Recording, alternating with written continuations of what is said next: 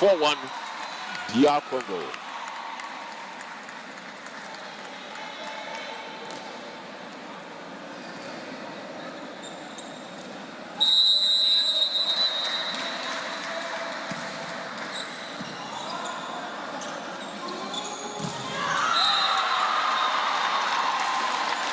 Yet another one for them.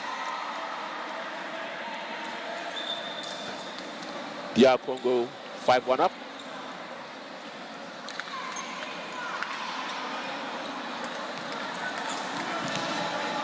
Or is it rather? It was 4-1.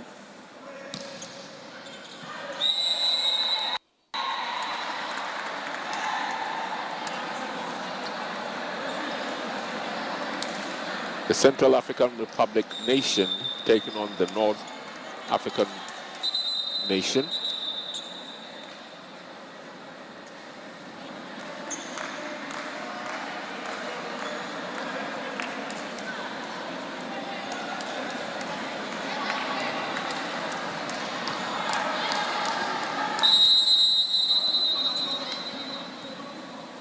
DRC. Wow, serve straight into the net. Serve straight into the net.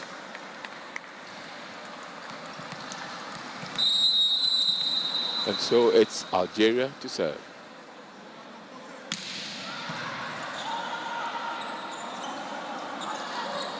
Oh, that was smart. That was smart by the Algerian lady. Just tipped it over the net.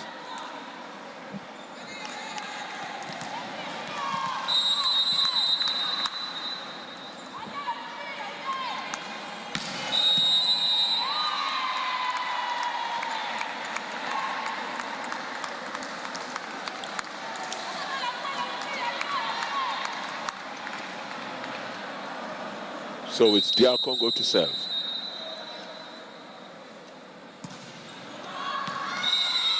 Wow, straight out.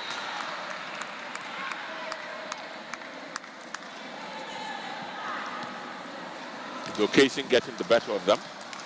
Maybe.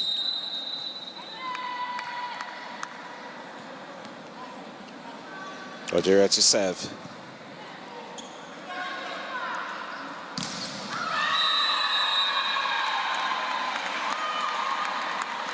Point won by DRC.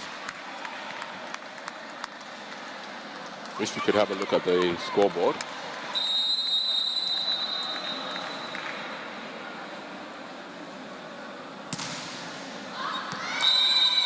Wow, yet another one that they serve and it goes straight out.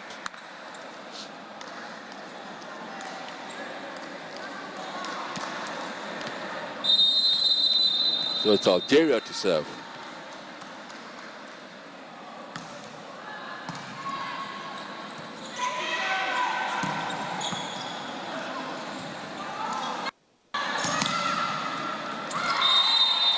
Yet another point for Algeria.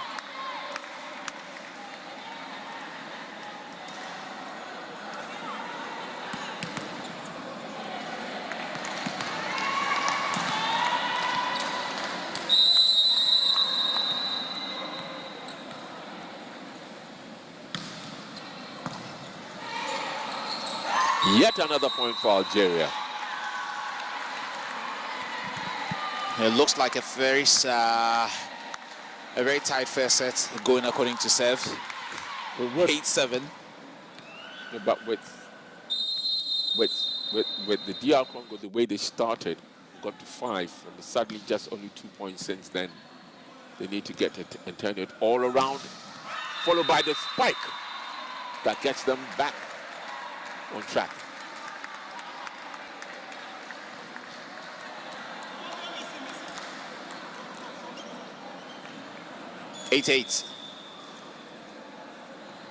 The Congolese to serve. And there's already an early substitution. Number 1 withdrawn for number 5. That must be tactical. He's probably the tallest on the court at the moment. You can see the two coaches.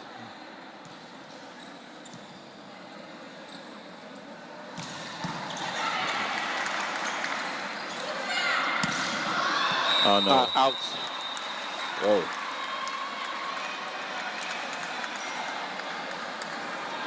That should be 8-9 advantage Algeria. This is set 1. Women's volleyball. Algeria in the red and DR Congo in the blue.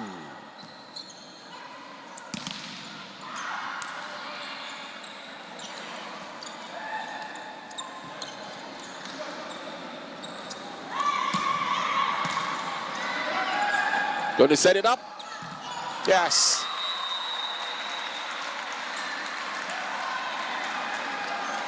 Nine all.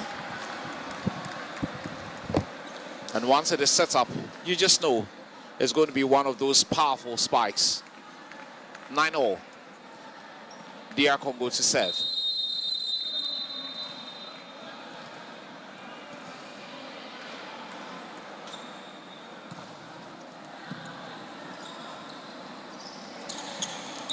Algeria would look to return the favor, and they get the points.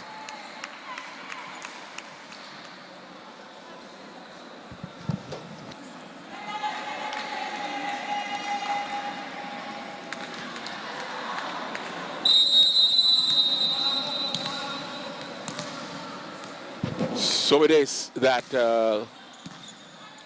Congo DR, or Dr. Congo as Yawa Franco used to call it, and it's very, very clear that these two nations know a thing or two about volleyball. I'm not too sure about the score, so I'll just wait and see the official. And now, DR Congo, I've noticed, anytime they serve, more often than not, the ball tends to go out straight away.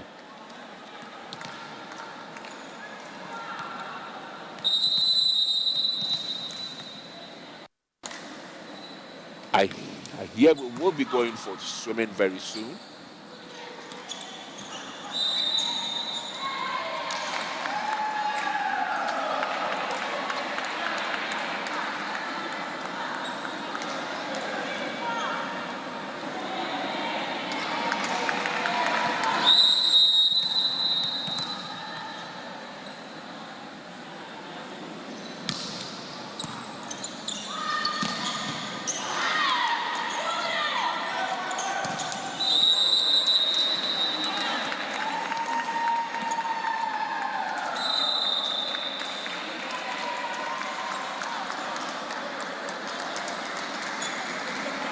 And the Algerians are clearly riding on a crest of a wave. And This is the first time in this game that we've seen a 3-point lead. It's 2-1, and then it's even. And it's going both ways, actually. Exactly.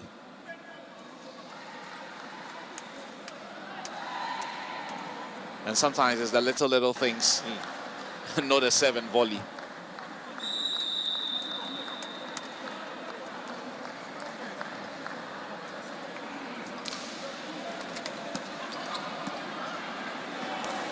Both the teams will take a little breather. Well, they're back on court. Algeria to serve, 13-10.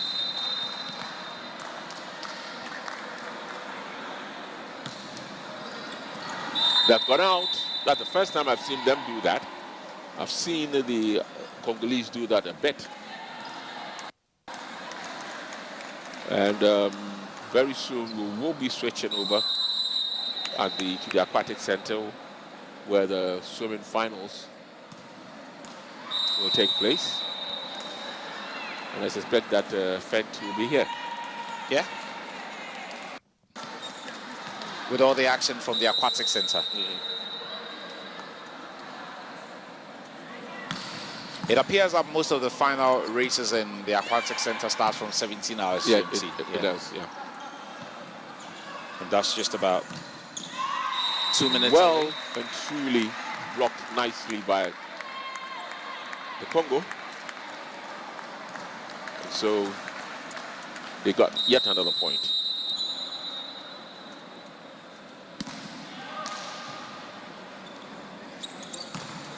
What a smash! Absolutely nothing the Congolese could have done about this. What a smash. It was well teed up for her. Yeah. Bang. Absolutely no chance for the Congolese player. None whatsoever.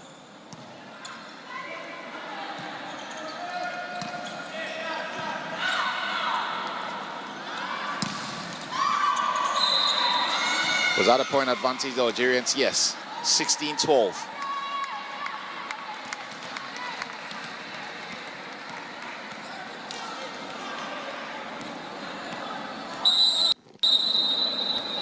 Okay, so it's at this juncture that we'll be moving over to the Aquatic Center in Baltimore as well. And I'm sure there'll be a lot of finals coming up. Yeah, swimming finals, obviously. So which event are we talking about here? Should we get in the confirmation of that? Kate Jill Miller, lane number 5. Kathleen Frances Van Ensberg. Van Ensberg, yeah. Representing South Africa. And this is Namibia, Smalley. Yes.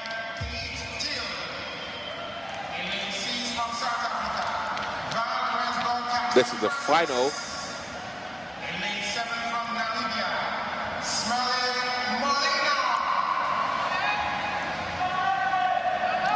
Should we get in a confirmation of what does that race us? And I'm sure there's going to be a number of finals. There will be loads of finals.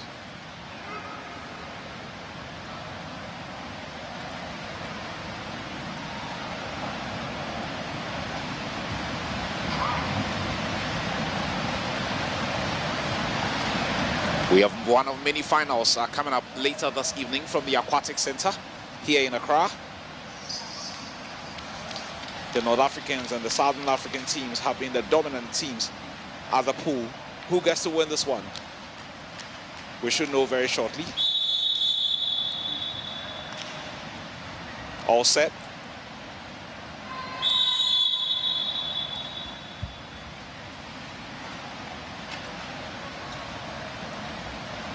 And we should get a signal for the start of there's a particular race very shortly. And here we go. The first final of the evening coming in from the Aquatic Center in Boteman. And that looks like a butterfly race. Not too sure what exactly, 50 meters, 100 meters, 200 meters. But we should get a confirmation of that very shortly. It appears they're going to do a 10. So obviously that is more than 50. And who leads this one? Should we get in a close shot and know who is in the lead at this point? That looks like Namibia. The South Africans very much in this one. Jill Meyer. Powering her way through. Powering her way through. Would it be gold for Namibia or South Africa?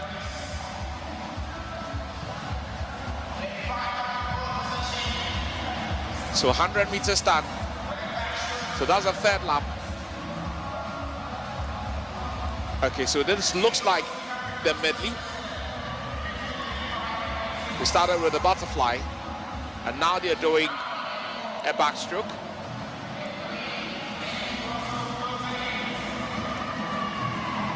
There's a backstroke for the third lap. And I have a feeling they're going to do something very different for the final lap if it's 200 meters. I think it's the women's 100 meters freestyle. So we started with a butterfly. Did a backstroke. This looks like the individual medley where they are doing a combination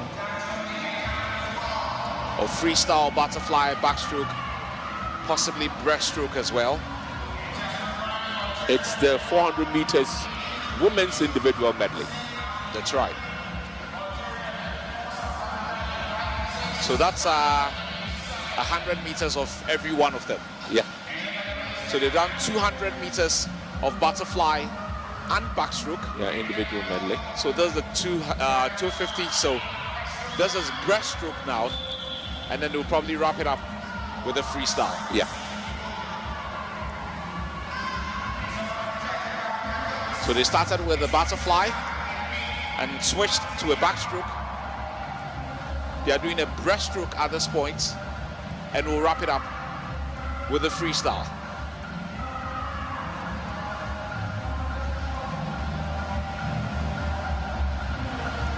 Apologies for the challenge with the pictures. But we're live from the Aquatic Center in Boteman. A number of finals coming up in swimming. A number of medals will be available for grabs. And this is the second leg of the breaststroke.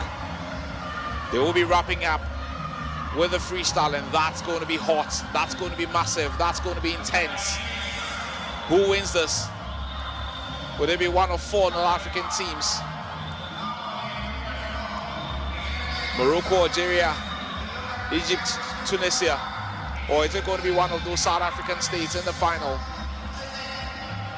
South Africa, Namibia. And now 2. And now that's the freestyle. That's the final leg. And that's where it gets absolutely crazy.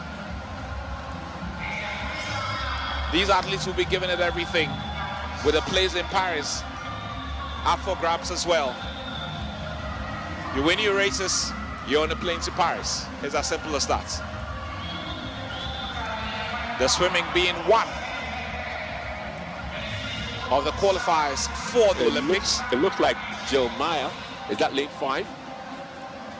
Looks pretty much like lane that. 5, Jill Meyer. Kate Jill Meyer of South Africa. Looks to be leading. Can she hold on?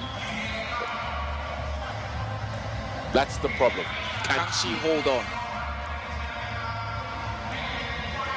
They're probably about 50 meters through. Can she hold on? Have a look at the clock. We should be getting confirmation of who has won and who has the silver and who has the bronze. There we go, we have a winner. We should be getting confirmation of the winner very shortly. We surely have a winner. One of the athletes finishing up in lane number 2. Lane number 2 is Jasmine Issa from Egypt. But this one looks to be lane 5. It looks to be Kate Jill Meyer from South Africa. Yep. Okay, so that's it. We've got a confirmation of that. South Africa going away with the gold. Congratulations again. We'll get the confirmation of the time she made to win this.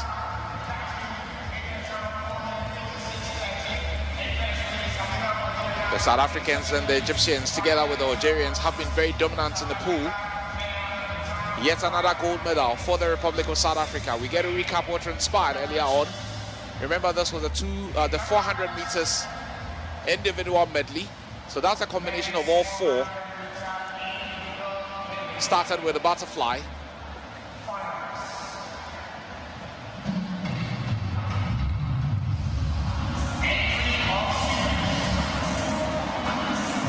So we'll probably end up going for football, where there may have to be some, but let's just wait and see what happens here now.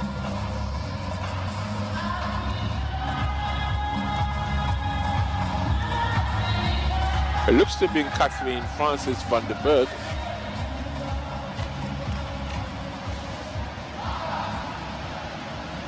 Now we have the men.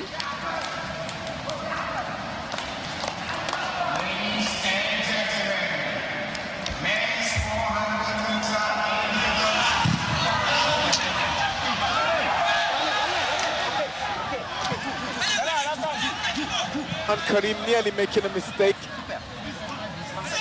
That would have been dangerous for his side, but he made amends. Good control.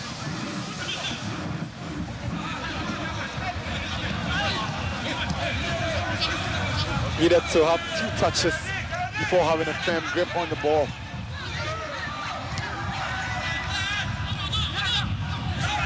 Chance for Congo. But the effort has gone wide. It's a goal kick.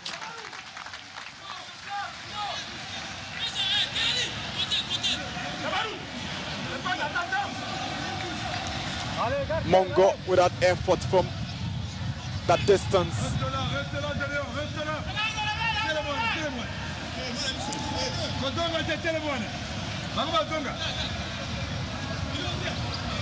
Clem Masamba applauding the effort of Nongo.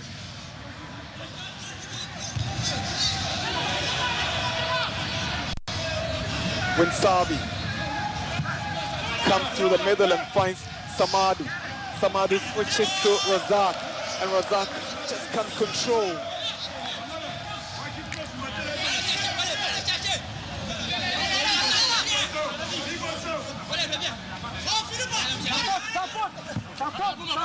Itoa.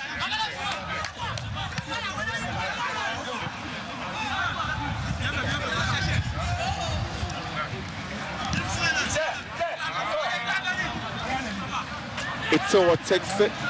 Another throw in for the Congolese. They seem to be on top in the opening 10 minutes or so.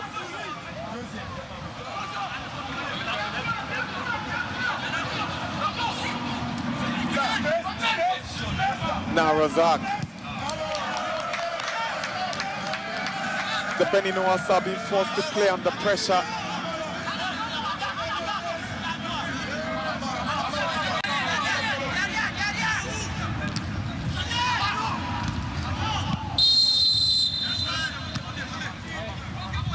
It's 10 minutes at the Accra Sports Stadium at the 13th African Games, Accra 2023, second group games.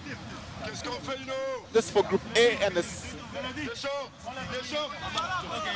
Benin, nil, Congo nil.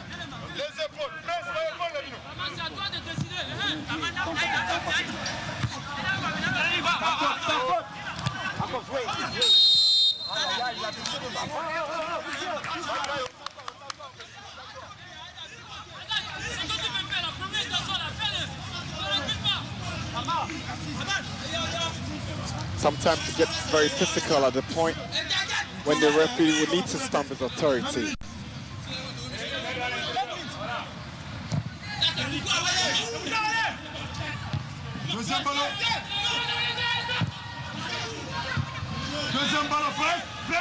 Ricardo is giving it away.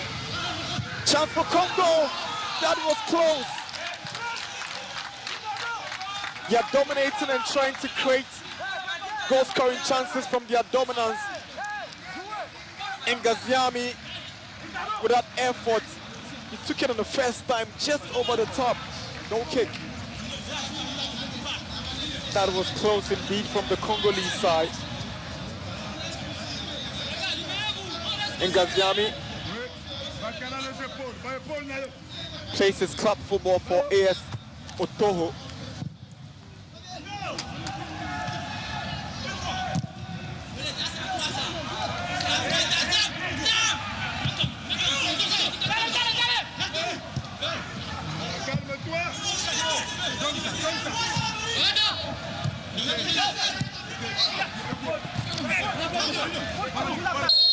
It's a foul against Benin. Captain of the side, Luemba, brought down by Razak.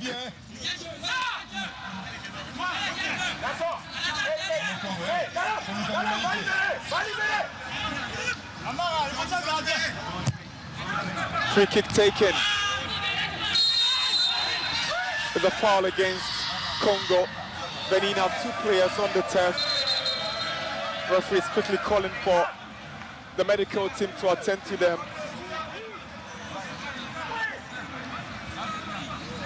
I've seen Alassani as one of them, and also seen Winsabi there. This was the first incident.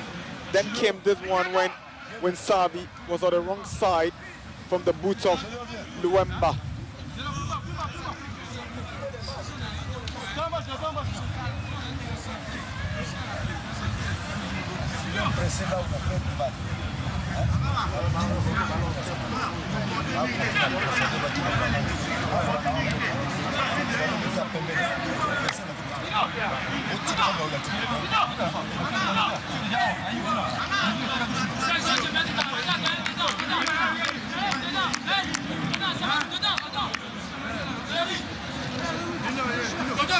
When Savi is good to go now, he's up on his feet.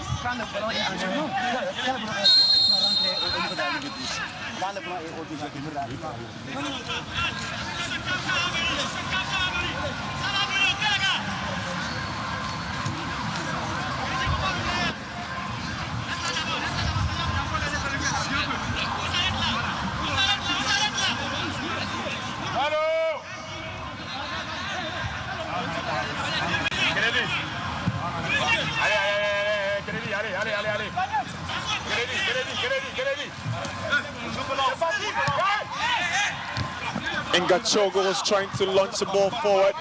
Here is Razak for Benin.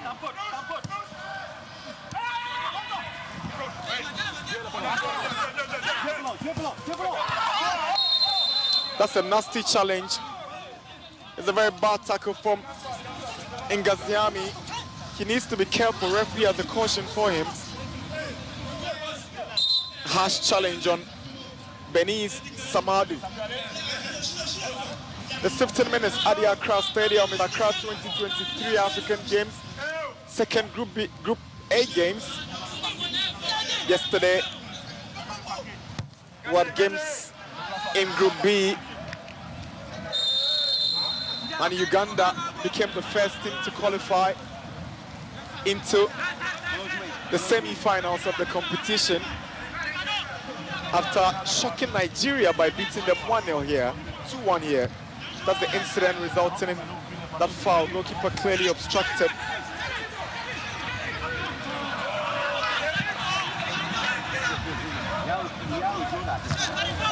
Decision will go in favor of Bisila.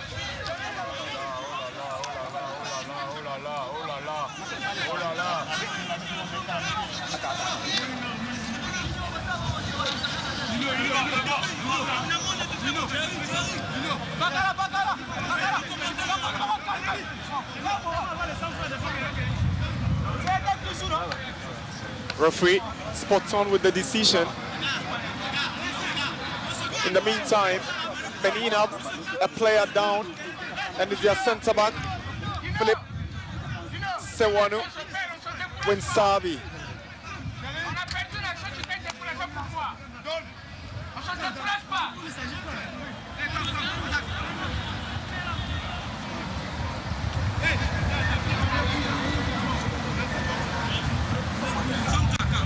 So currently in Group B, Uganda top the group with 6 points.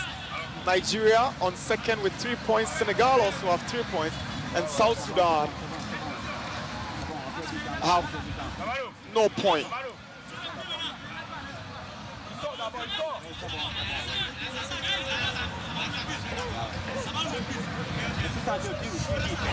Senegal beat South Sudan 1-0. To go second in that, third in that group behind Nigeria.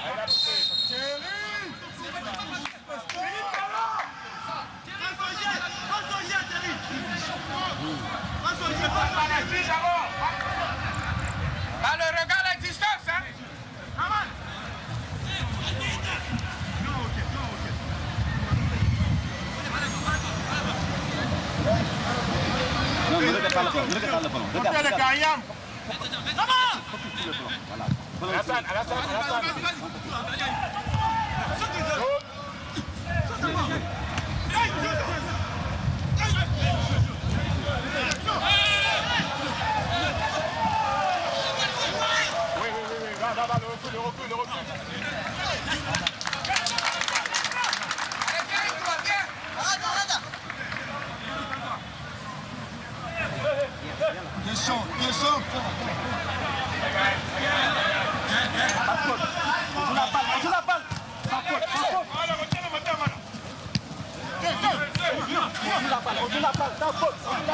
Congo on the move.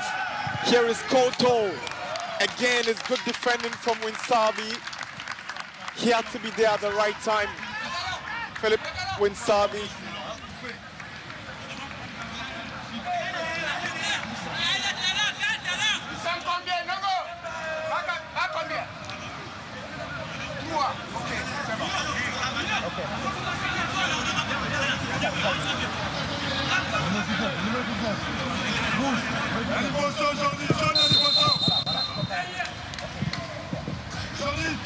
Luemba to take the corner.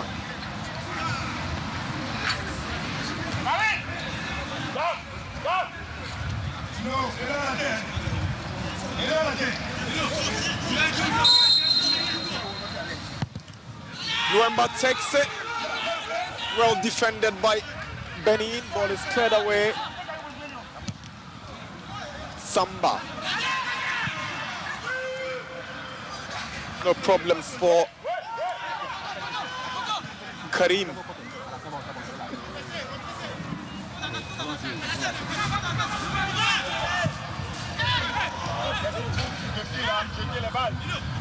Luemba.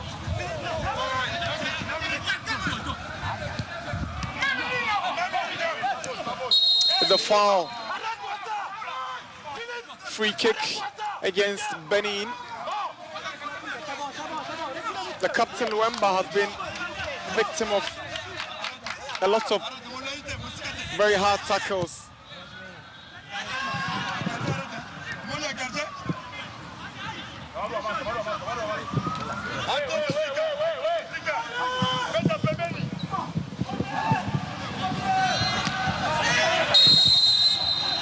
Flag has already gone up, it's offside. That's the Benin striker. He's very familiar in Ghana. He plays for Ghana's Confederations Cup representatives, Dreams FC, Gael Abosibo.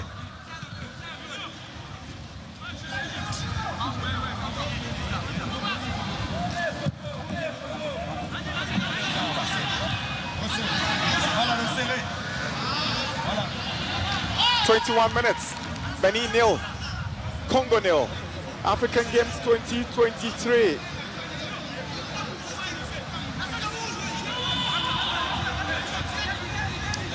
Here is Congo trying to weave their way into the Benin territory. It ends up as a goal kick.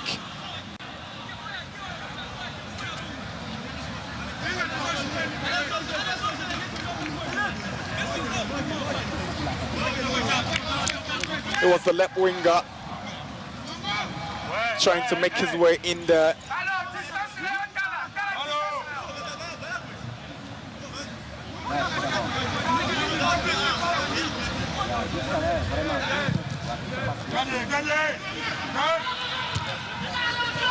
Here is Bakala. He's up against Winsabi. Good defending from Winsabi.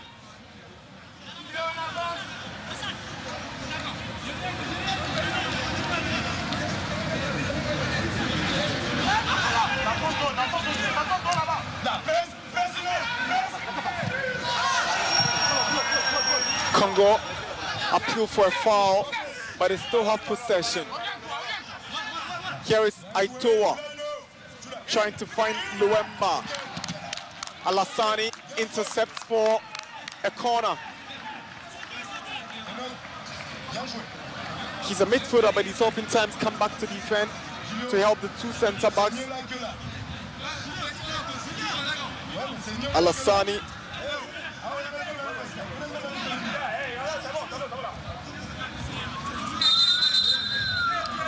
Luemba to take the corner.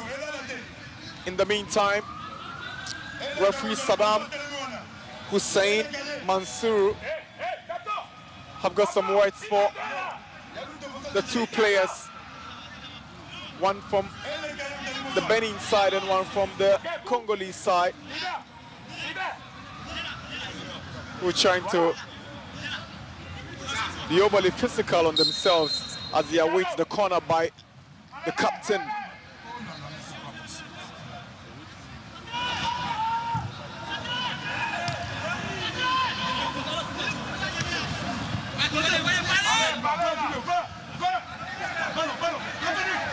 Alassane, very physical. He wins the free kick.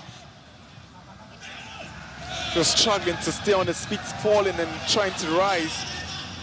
Ngaziami was the one trying to win possession, but he ended up getting it wrong. A chance for Congo, but the flag is up for offside against Koto.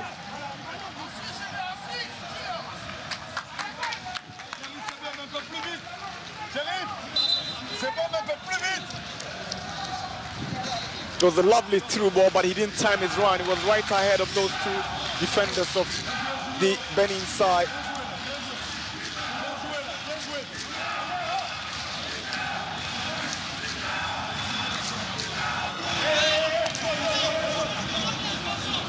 Mingon Koto.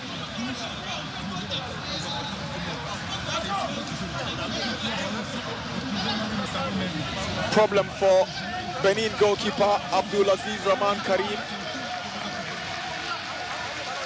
He plays for Daji FC in Benin.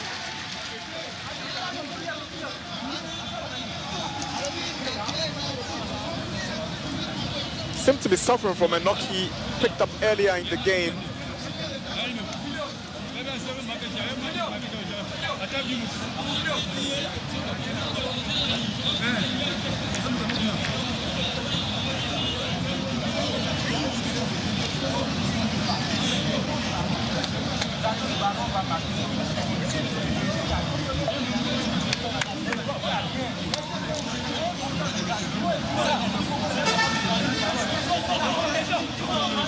This Congolese side were quarter-finalists in the last edition of the Africa Under-20 Championship.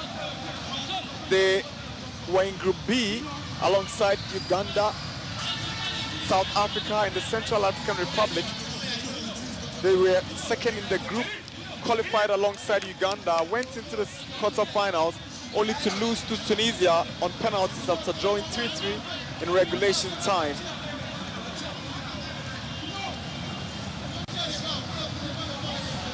They began the group games by beating South Sudan by 2-1, drew 2-2 with Uganda, and drew goalless with the Central African Republic, only for them to lose to Tunisia in the quarterfinals of the competition, and subsequently failed to qualify for the FIFA World Cup.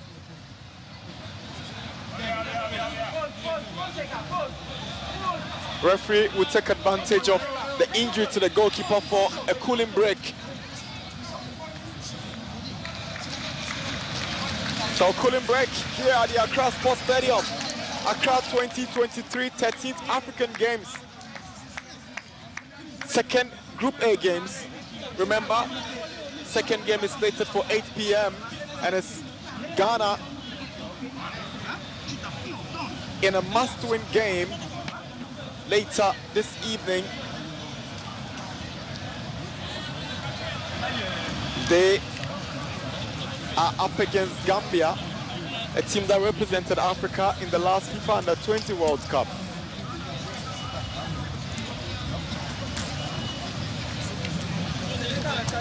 So Benin's goalkeeper Abdul Aziz Karim Rahman is still being treated as the rest of the players take their cooling break.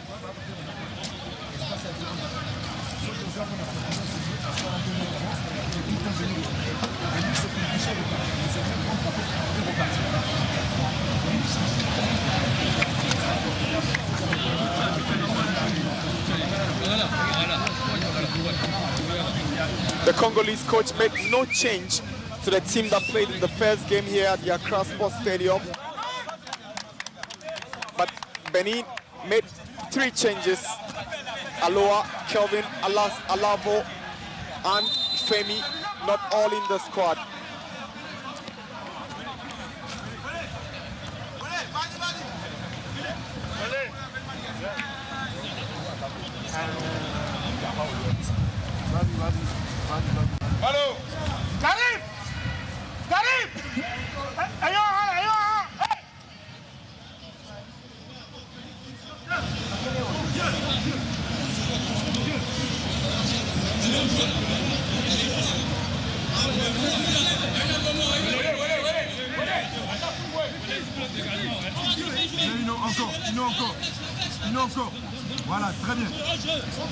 Thankfully, the Benin goalkeeper Karim is okay. No problems anymore for the Daji FC goalkeeper. Born on the 13th of August 2005. First ever major competition for Benin.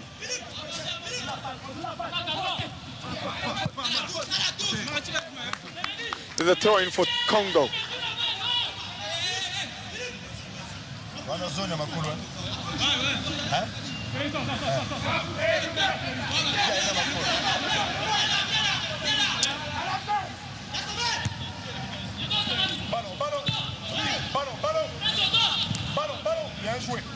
Another throw-in for the Congolese.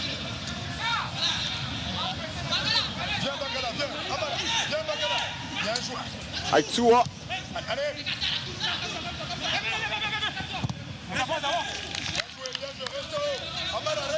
Benin can breathe now because they have the advantage from the throw-in.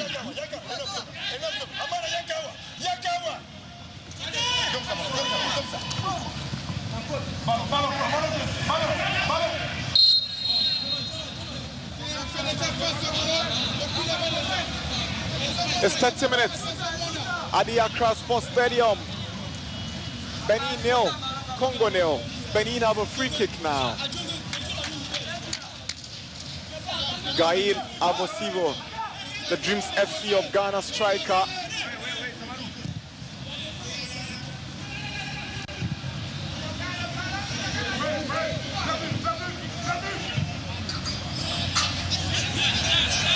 Razak now. Good play from Benin Ricardo. Koku's ball not really going in well. The attempt from the Benin captain, not troubling Congo in any way. Alassani trying to take the keeper by surprise from that distance.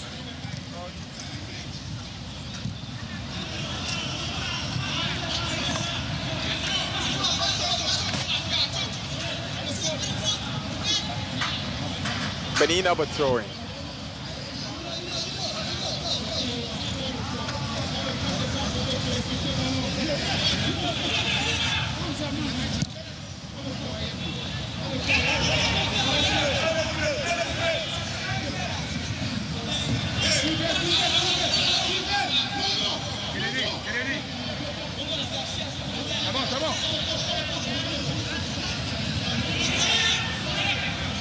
Benin over corner.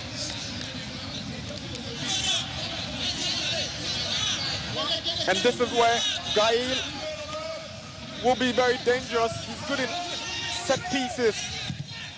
And is a goal kick. The effort from Ricardo going out for a goal kick. Was trying to set up something with Guakinu. Guakinu was brilliant in the opening game they played here.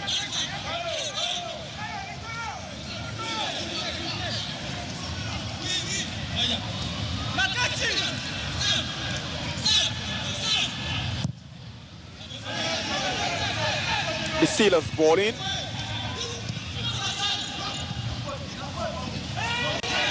Razak. Ball taken over by Congo. Indicates to his goalkeeper. The Sealer. But Benin take control. It's a foul against Benin's Razak for that push on Congo's Nongo. That was a clear push from his back, no questions about that.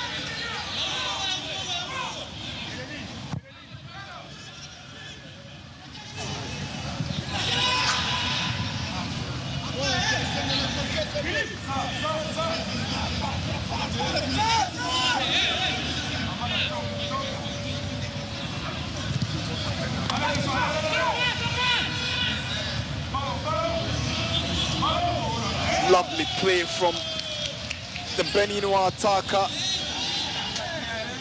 Lucinto, but Congo take over. Again, Alassane is there for Benin. Here is Samadu. Brilliant work from the midfielder. Lucinto loses possession. Now Congo moving into enemy territory.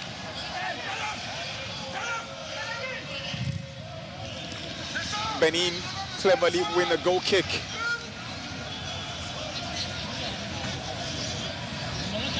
Defensively, this Benin side looks so organized. Congo seem to be throwing everything at them, but they've stayed resolute and trying to defend everything that has come at them this evening. It's 10 more minutes before the break, 35 minutes. Benin nil, Congo nil.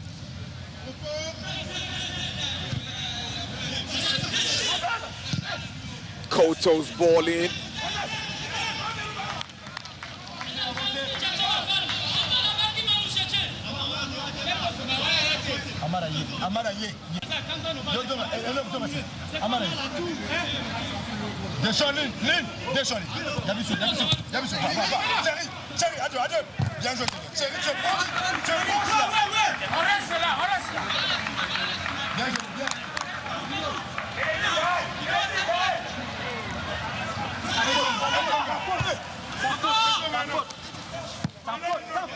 Here is Gail.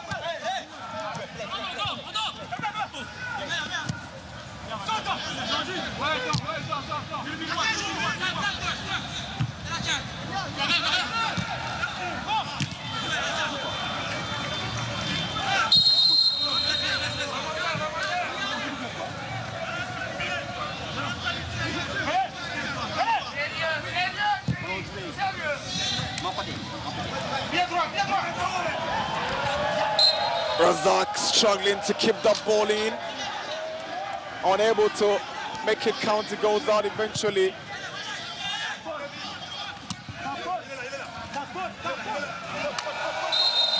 There's a foul against Benin's Koku. That was clumsy, needless, and uncalled for from the Benin left back. So he gets a yellow card for this offense. Kennedy Koku. Yellow card confirmed. Kennedy Koku plays for Elite Falcons.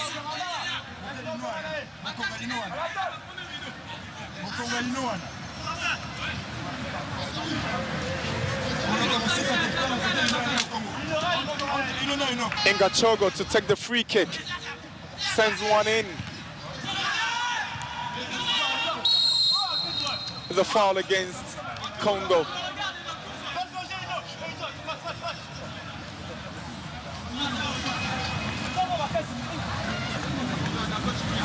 It was a battle for an aerial ball, and the Beninois captain ended up being on the wrong side. Alassane to his goalkeeper, Abdul Karim.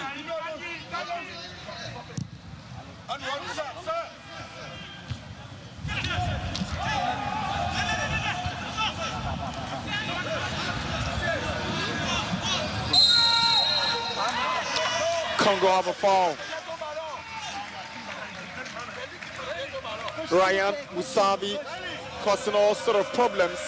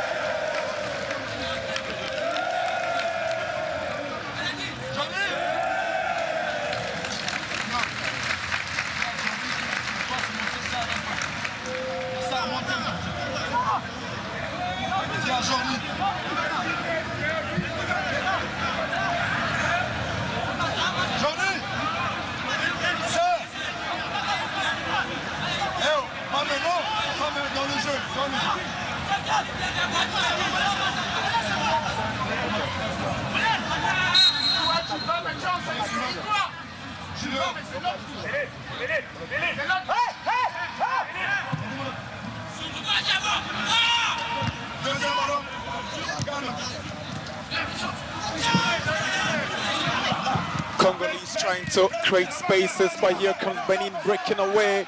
Gael Avosivo.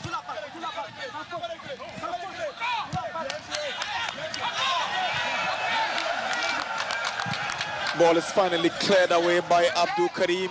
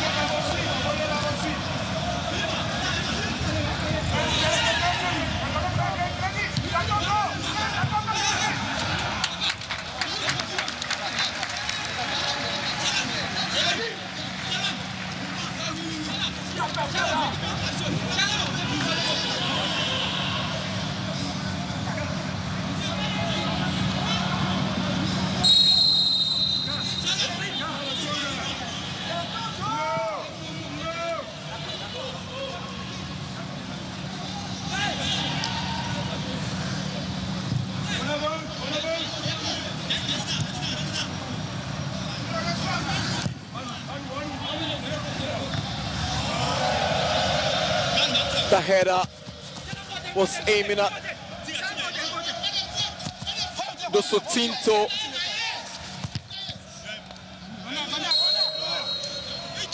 And Benin gets a corner.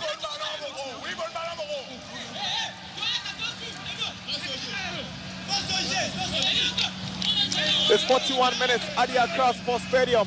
Benin 0, Congo 0.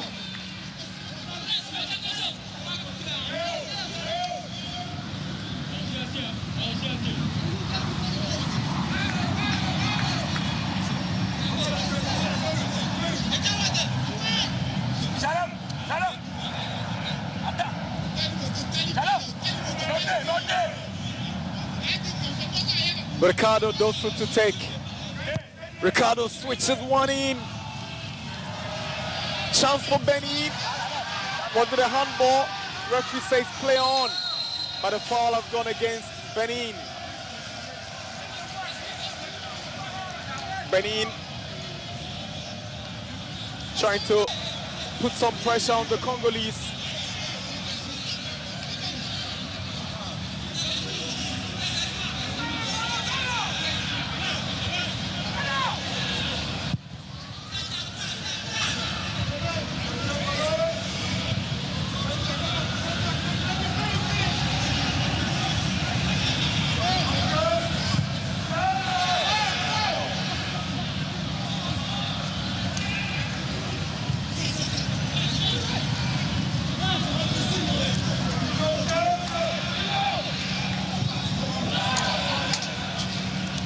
Great show of strength by Ngongo.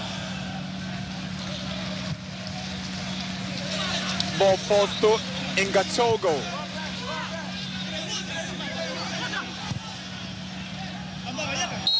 Referee whistles. He saw the push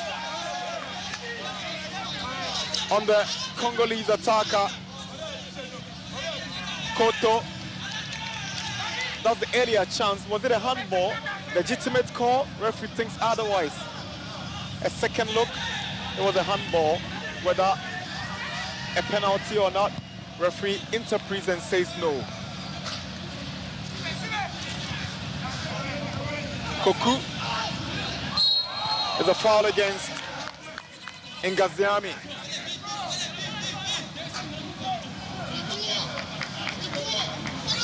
Ricardo Dosu was trying to weave his way past the Congo midfielder.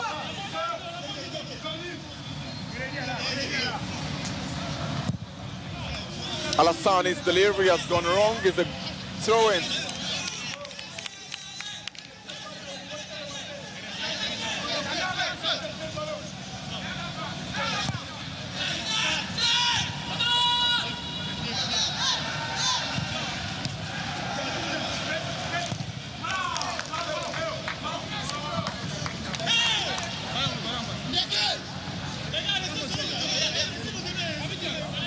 A minute to wrap up the first half here in Accra. The African Games, Accra 2023. Second Group A games, Congo and Benin drawing goalless here as we get closer and closer to the end of the first half.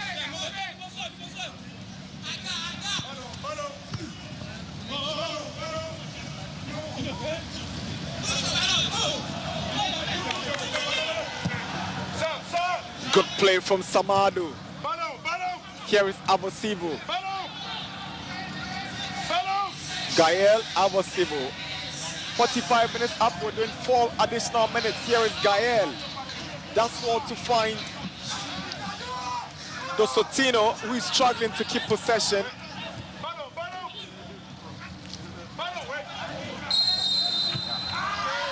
Congo have a free kick.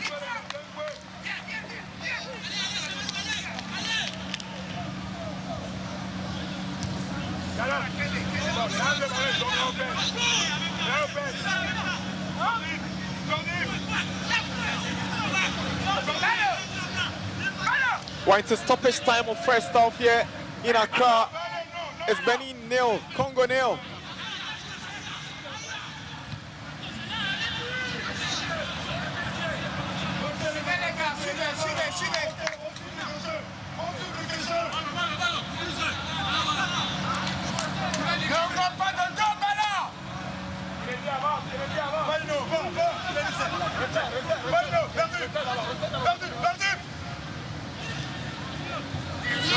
Here is Alassane.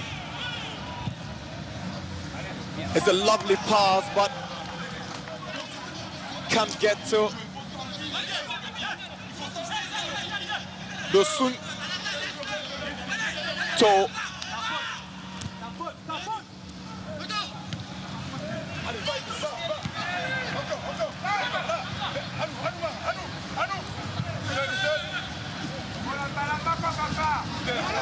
lovely play from Ngaziami, and that's a heavy challenge from the captain Alassane. Mabumu Alassane was too physical on Koto.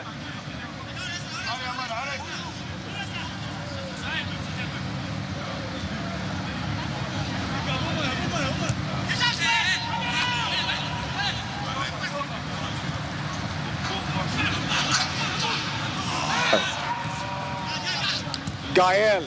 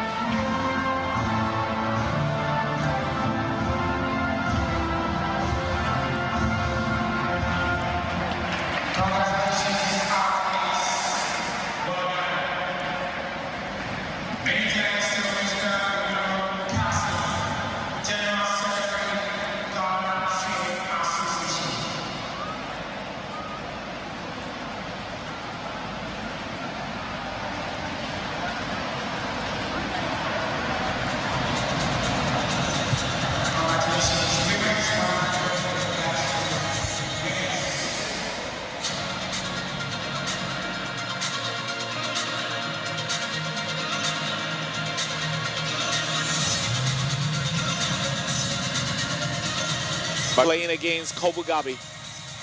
Well, I just do hope that the Ugandans who are supporting their doubles team are still around to support Kobugabi, because she would have been quite an amount of energy in that women's doubles final.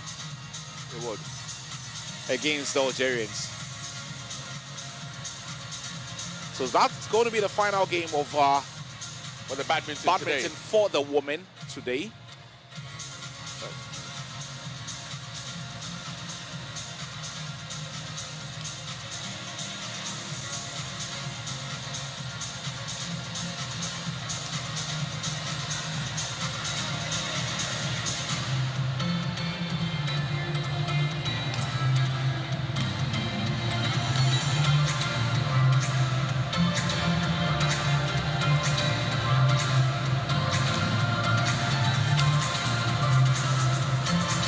A bit of warm-up there before they go into the real action.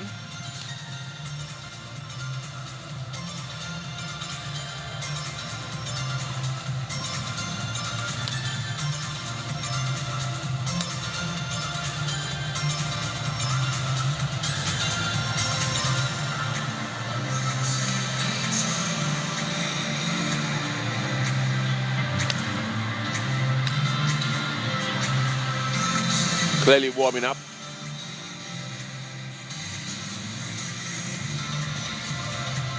South Africa against Uganda. That will be very, very fascinating. The South Africans are relatively good when it comes to badminton.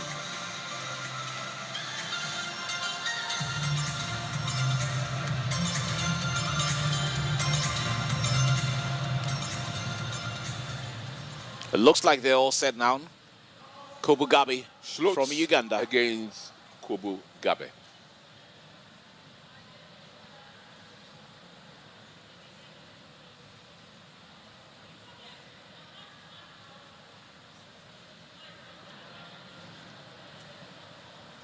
Women's singles final.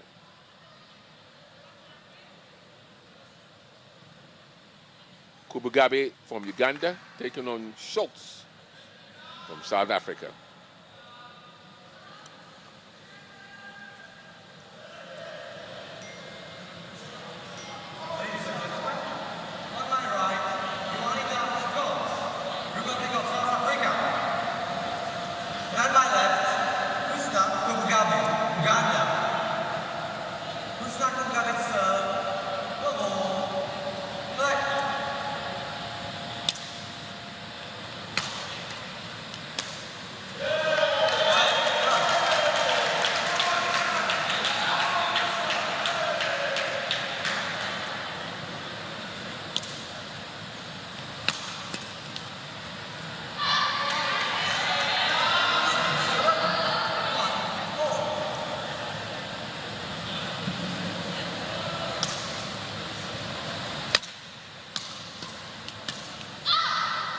Oh, we are on in the final.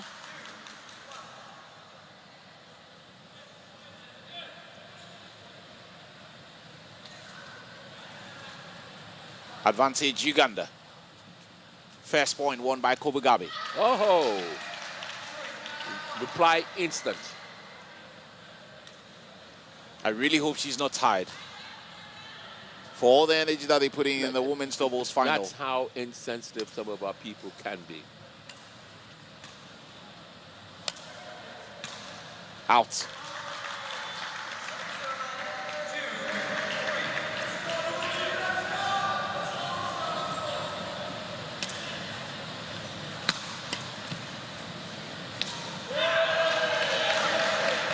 Two-three, South Africa. Kobugabi to serve.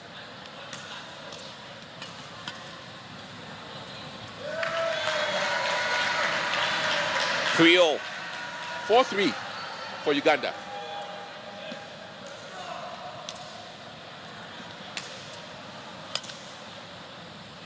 That's out. Look, there have been so many, Kwame, so many unforced errors in this particular game.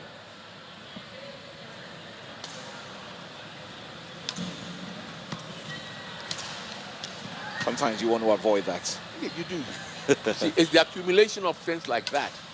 That can cause you to lose a game. 5-4, South Africa. South Africa. Or Schloss.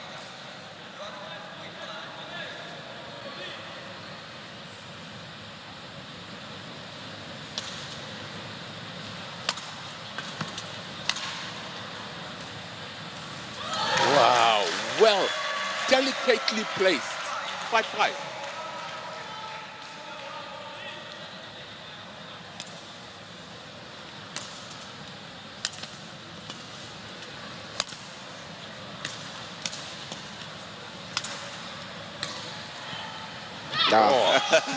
She was looking to do it again. Didn't work this time, but that's all right.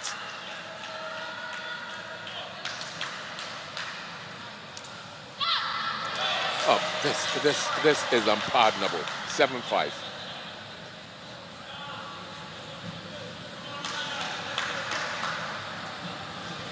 South Africa. Oh, brilliant. That was a fantastic return. Yeah. 7-6 or 6-7 since she's 7.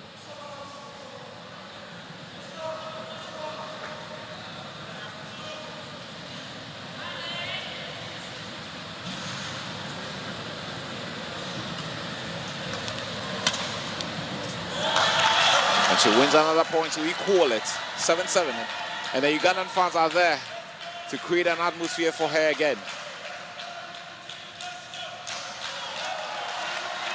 Has she won another point to make it 8-7? Yes, she has. Yeah. And this will really do her a world of good if the Ugandan fans continue on this tangent.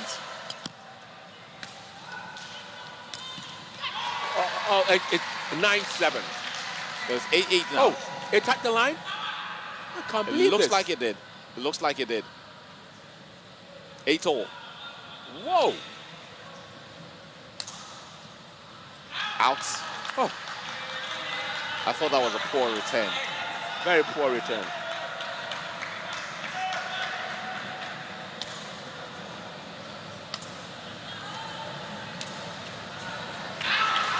Oh. Now there are so many unforced errors. 10-8 for the South African lady. Slots. Oh, another one. 11-8. Now this is becoming a bit too unbecoming.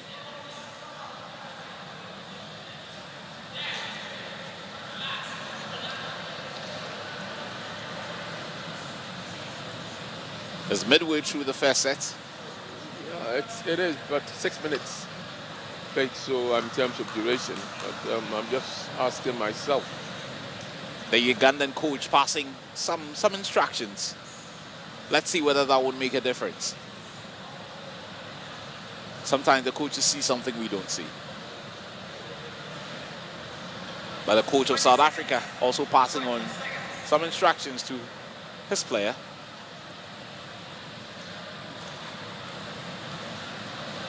Let's see which communication will be a lot more effective. South Africa lead by 11-8, first set.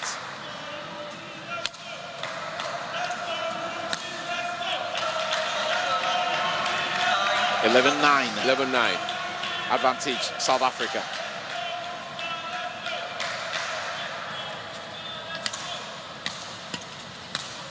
Out. 11-10.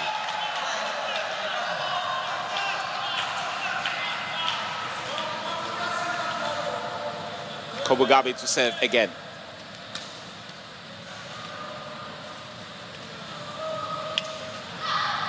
Wow. Okay. Wow. She was trying to be a bit too clever. Wow. 12-10, South Africa.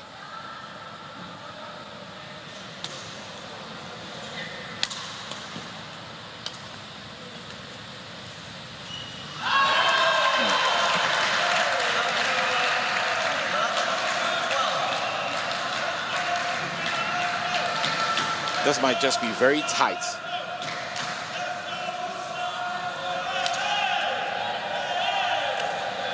12-12 now. Kobugebe. She's giving it everything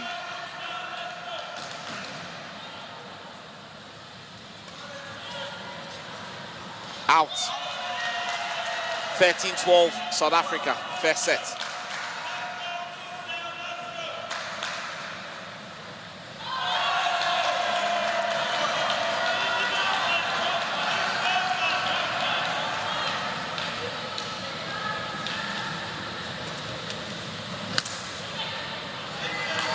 The ball goes out. Why do they like shooting themselves in the foot? Well, So many. sometimes the pressure just gets to them, I guess. Yeah, they are your Ugandan supporters.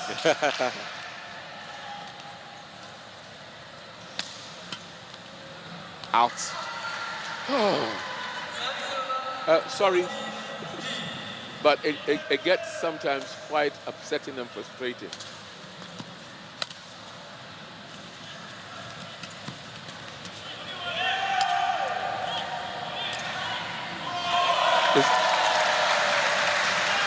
Good one from Kobugabe again.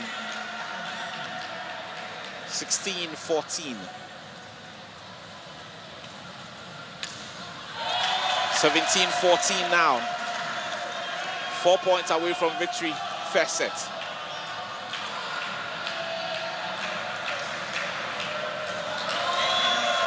There they go, 18-14.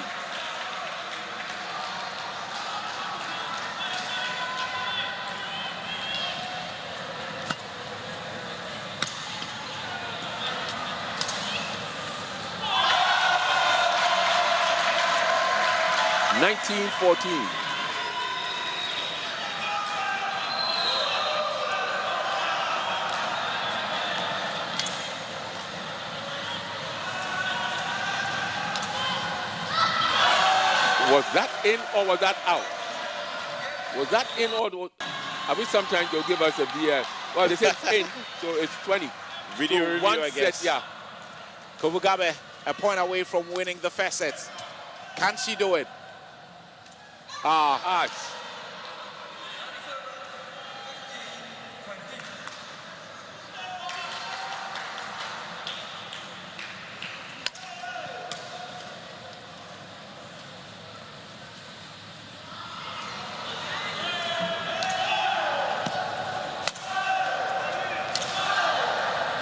Again. She's blown the last 2 points. It is Kobugabe's to lose. She just needs 1 point.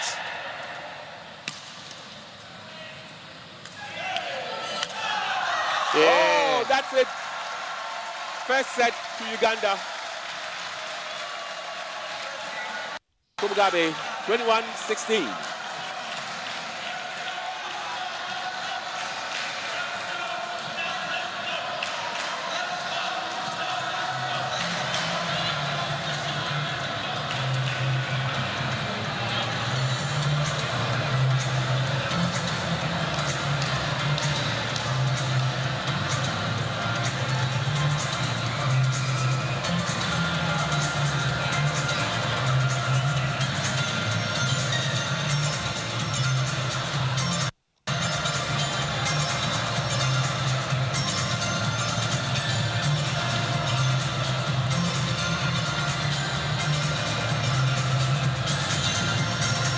We're going to see highlights of what transpired in that first set, won by Uganda's Kobugabe.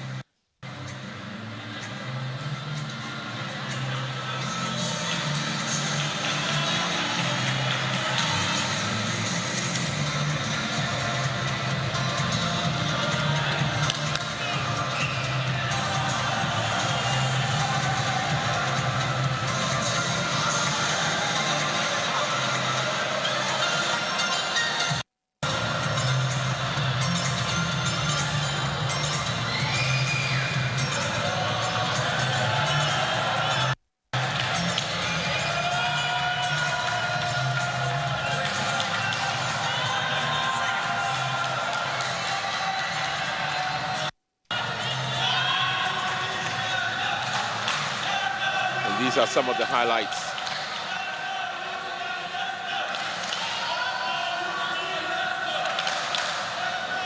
highlights of what we witnessed in the first set, taken and won by Kobegabi of Uganda, 21-16.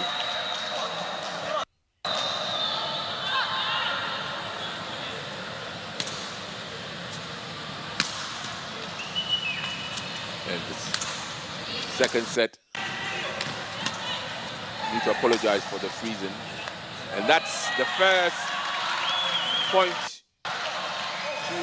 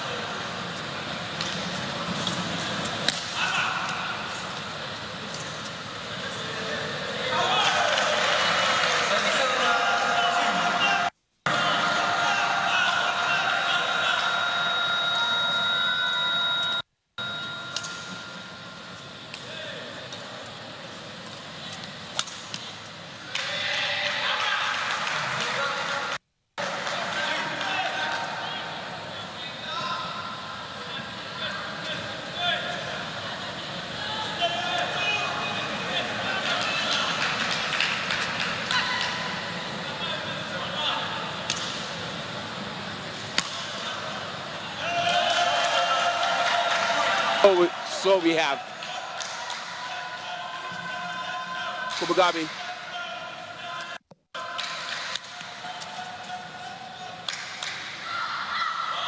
Some of these seriously unforced errors will cause many problems in the long run. This match has lasted so far 16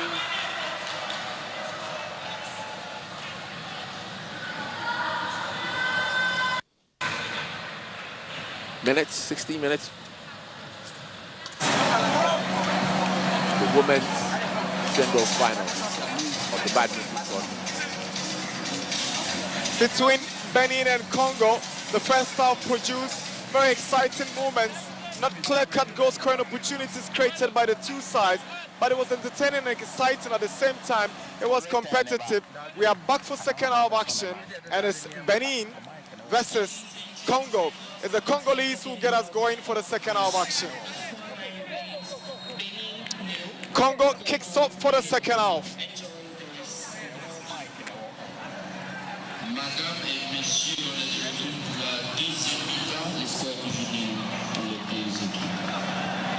It's a widely open group. The group is very wide open because every team has 1 point. Ghana 1, Benin 1, Congo 1, and the Gambia 1. Every team stands a chance of qualifying to the next stage of the competition. If you win today, then your chances of progressing will be very high. Here is Winsavi to Wakinu. Back to Winsavi. Now to goalkeeper Abdul Karim.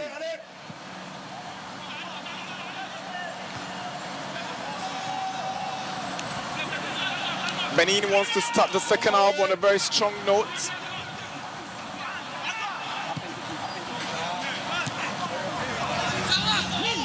Here is Samba for Congo. Was trying to get to his captain Luemba, but ball is kicked out by Winsavi.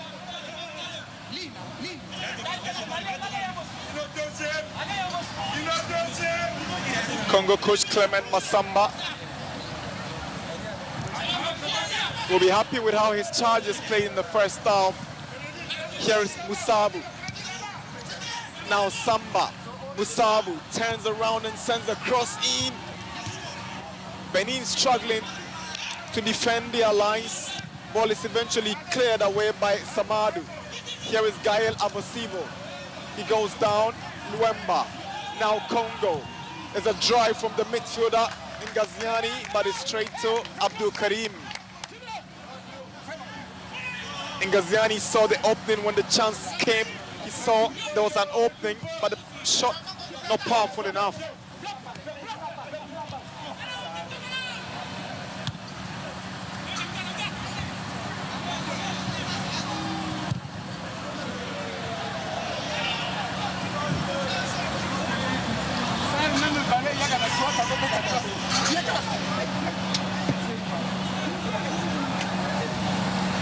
Congo in possession.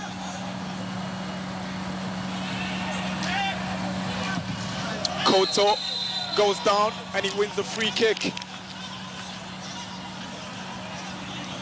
Very skillful and tricky customer. Koto, Mignon Koto. That was the earlier incident. Benin had their own appeal for a foul, but eventually it was the interclub player who won the sympathy of the referee. It's a free kick for Congo. Captain Luemba to take. Jospin Luemba.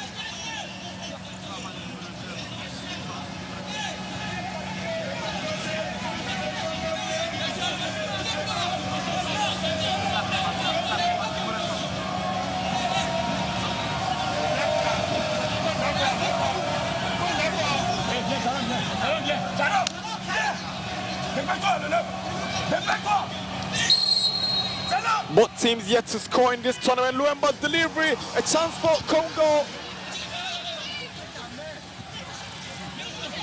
Referees communicating with his assistant to take the right decision, but that's the free kick taken, eluding everybody and getting to Musavu. Not the right connection from the Congolese. Musavu's attempted overhead kick went straight into the face of Winsavi.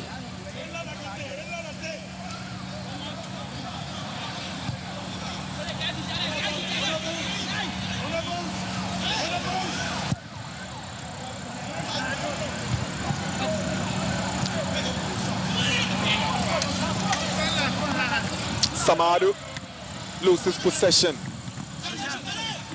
Luemba. Ball falls to Bakala. Bakala goes down from the challenge of Alassane. Alassane must be careful. That was cynical. Lucky guy not to get a card. And his coach, Matthias Komla, Digiono knows that his captain is a lucky guy. Luemba to take the free kick for Congo. It's 50 minutes in Accra at the African Games Accra 2023. Luemba to take the free kick.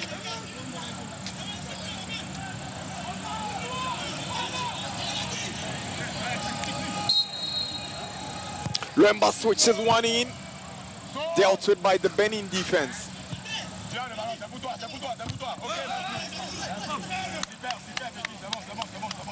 Trying to win the throw-in, but good work done by Dosintu. Musavu. Gael. Here's Ricardo.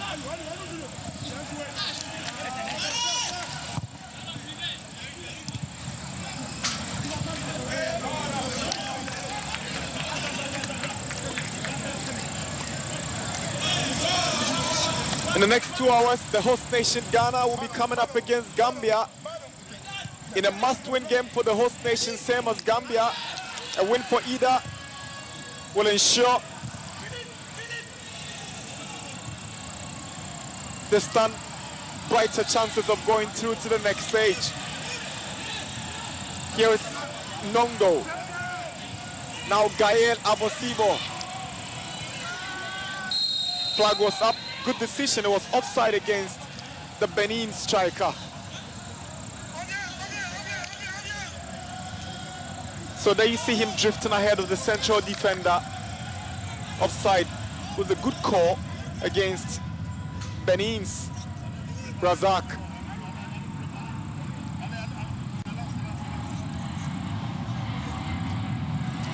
Koku.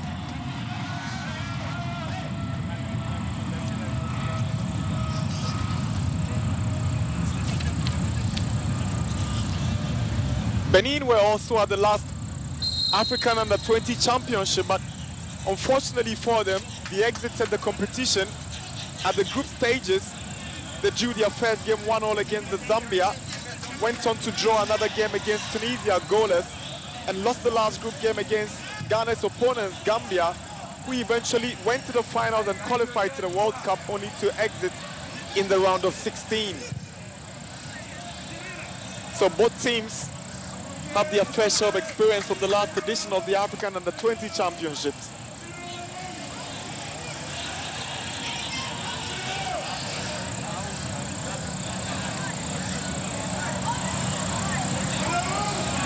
Throw-in to be taken by Kennedy Koku.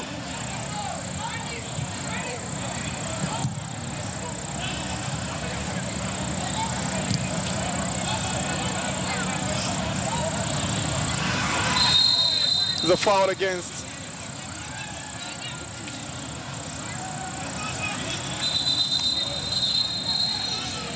Benin.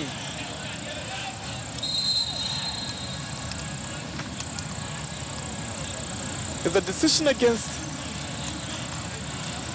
Congo, but the Congolese player ends up as the injured player. He's come up worse after that tackle.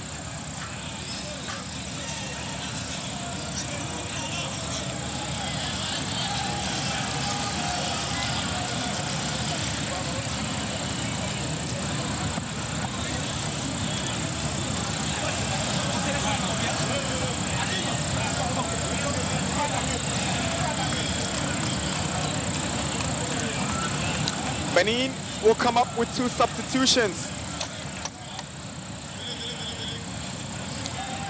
They've introduced into the game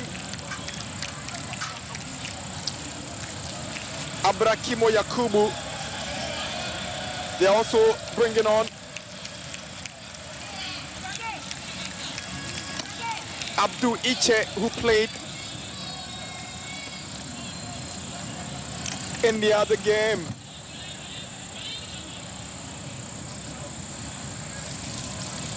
Kelvin Alavo will also get his chance.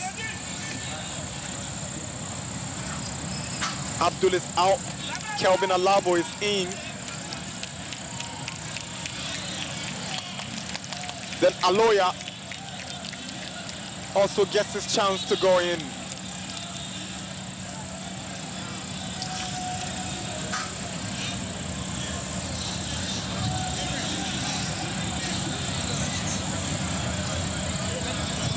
Confirmation of the substitutions.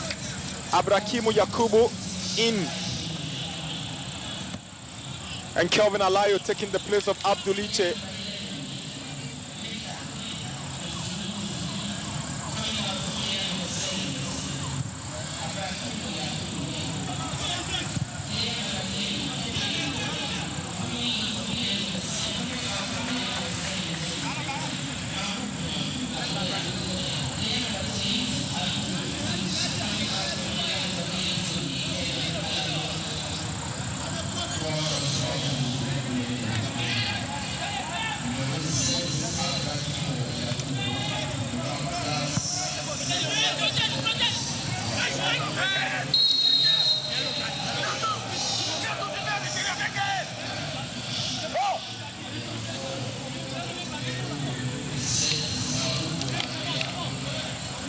Was trying to defend, but he ended up being caught by the late challenge of Congo's Bakala.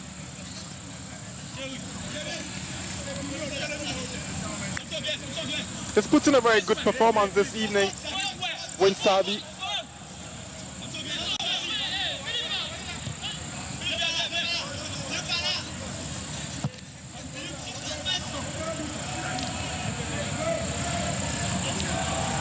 Here is Gael Abosibo.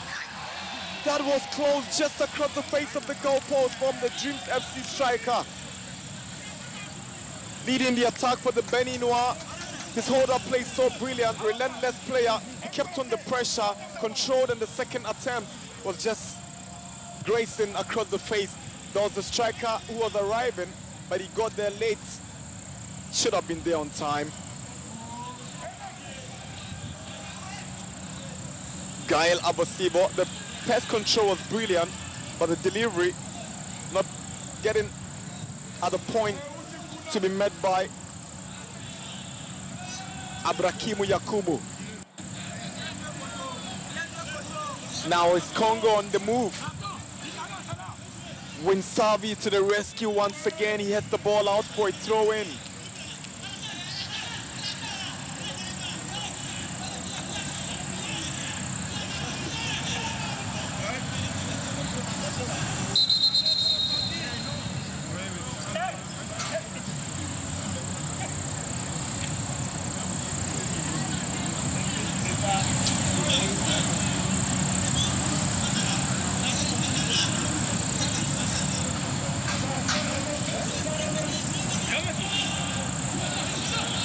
Benin with a chance to defend their lines, but they've ended up conceding a corner. The Congolese are stepping up their game at this point. They have a corner, and Captain Luemba is running up to take it. A few minutes to hit the hour mark in Accra. It's Benin nil, Congo nil.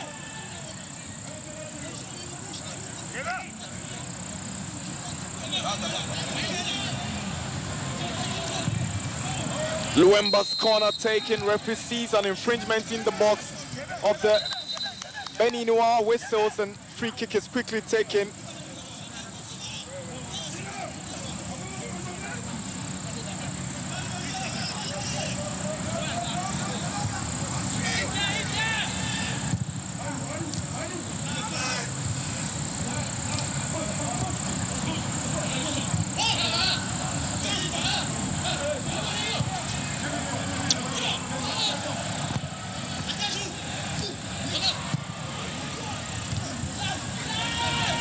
Is Benin in possession now?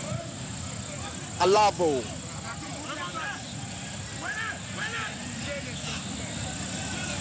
Yakubu. Referee whistles, decision goes against the Benin-Noir. Gael Abosibo with a broad smile after that decision was taken against him.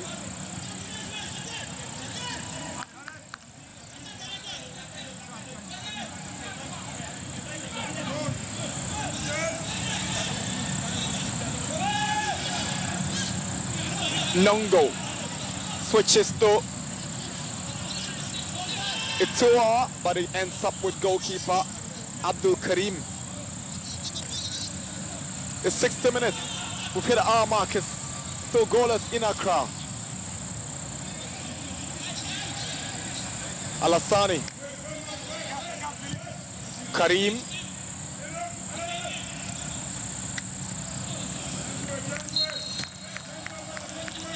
Aloya commits himself, and the Congolese who have the advantage. Is a throw-in. Itua to take. Looking for Bakala. Bakala goes down, no foul. Aloya dribbles his way, but ball goes out for a throw into Congo. They have a player down. It is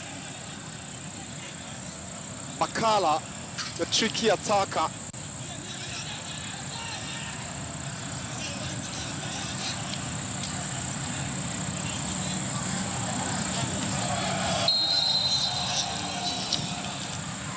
Referee whistles after the flag went up against the Congolese.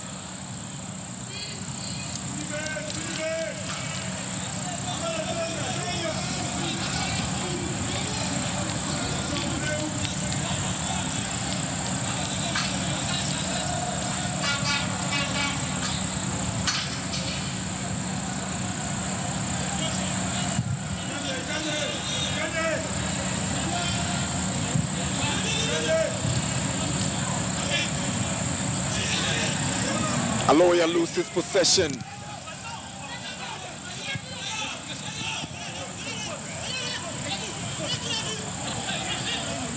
Winsabi.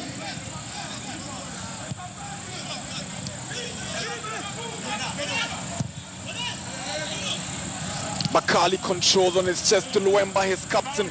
Here is Masuba. Referee whistles, free kick against Benin.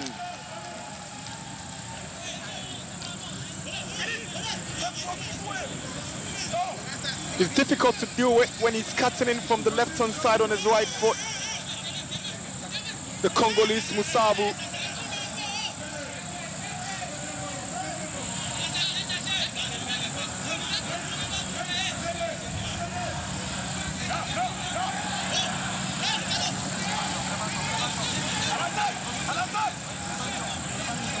Free kick for Congo. Samba to take.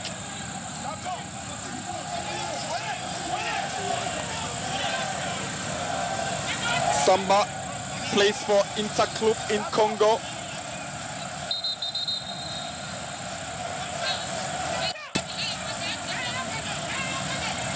So Congo have about 6 Interclub players in their squad for this tournament. And Samba is one of them. Samba delivers. Defended by Benin. It's Bakali to Samba. Samba with a decent cross. Karim gets it out. It is to Congo. Samba, another cross, a header, and it goes out. Goal kick.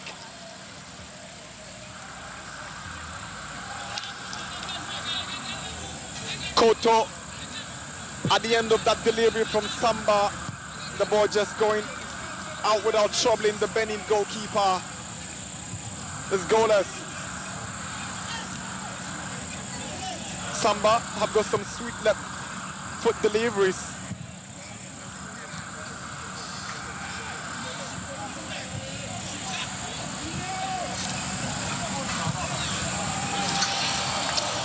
There's an earlier foul.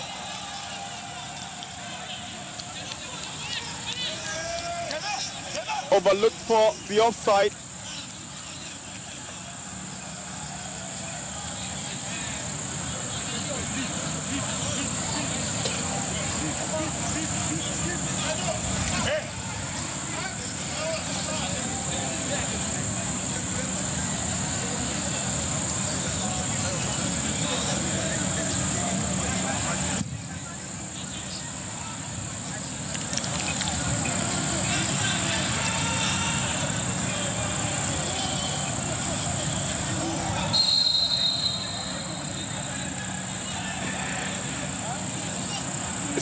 Five minutes in Accra. Congo and Benin drawing.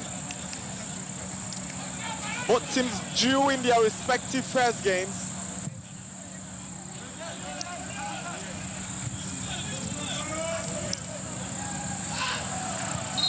It's a foul. And a yellow card to Samba for that tackle on Ricardo. No attempt to win the ball, Samba.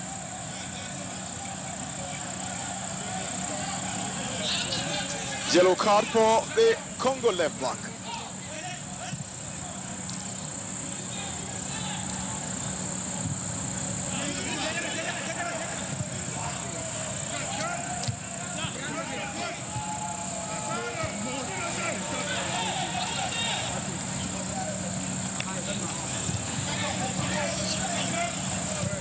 Alassane, Alayo, Alabo,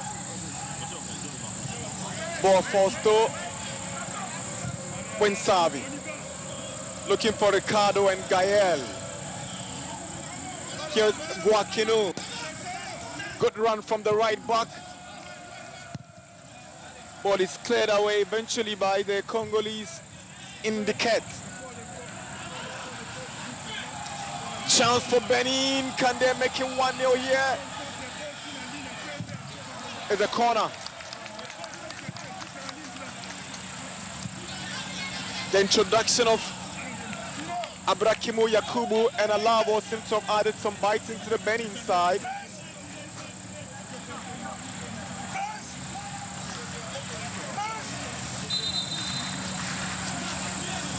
In the meantime, Congo have a player down who needs to be attended to. It is number 8, Gideon Nango.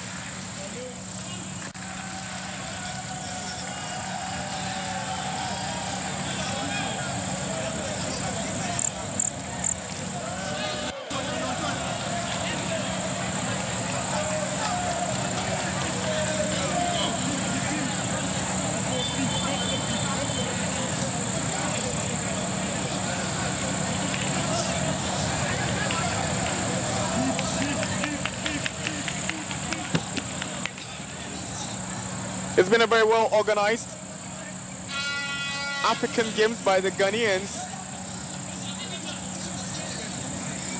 Built up some magnificent sport infrastructure for the games, one located at the nation's premier university, the University of Ghana, where the University of Ghana Sports Stadium is situated.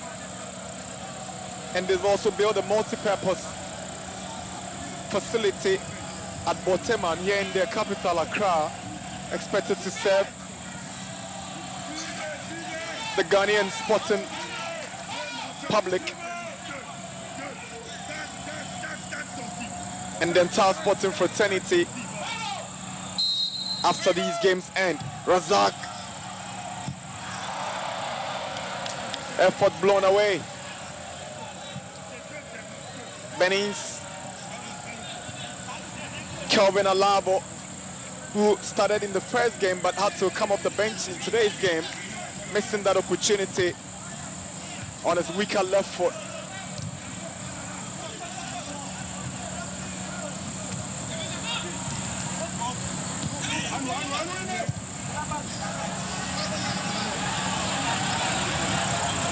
Benin have a chance. The cutback, not quite precise enough to reach Gael, but it was an impressive play from Abrakimu Yakubu.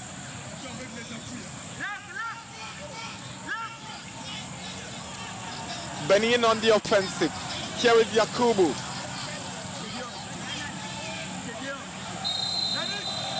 Yakubu goes down and gets the free kick. Benin seem to have upped the tempo of their game the last 10 minutes or so, trying to go past Itua. Had no option than to bring him down. Tricky attacker. 70 minutes in Accra. Benin 0, Congo 0.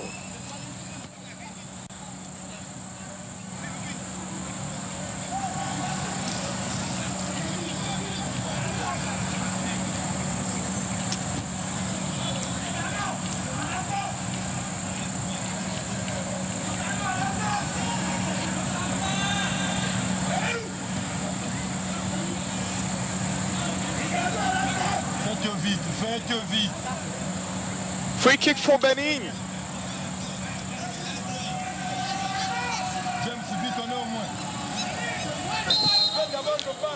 Ricardo takes it. Alassane switches back to Ricardo. Can he get to it? He's struggling, but he can't get to it. It's a goal kick. He had a touch, but not good enough to help him get needed control he wanted.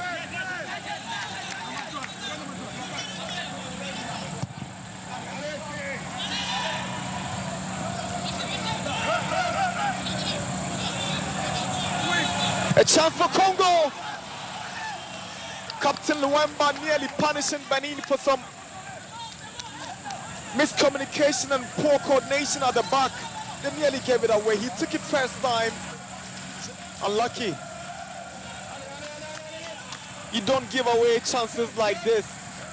Suleiman Alassane, the center back, struggling to keep the ball out of place.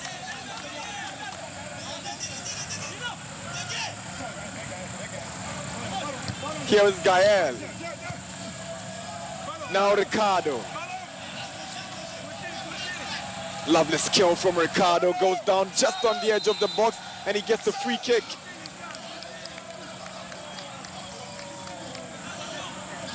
At this point, the Congolese must be careful how they go about their tackles, and it's the same player, Samba, who took a yellow card a few minutes ago.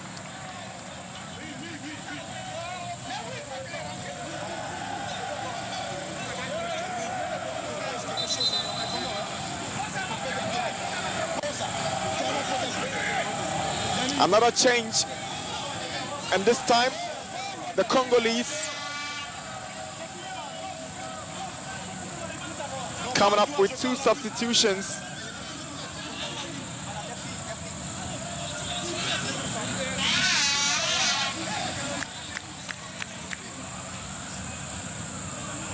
Diolvi Makuba will take the place of the hard-working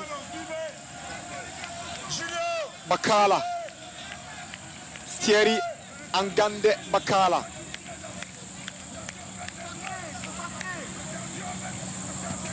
That's the other substitutions. Yannick Linokwa for...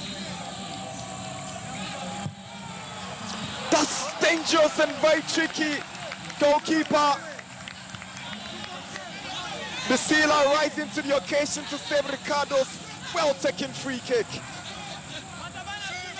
That's quality, but the goalkeeping from him is top class as well.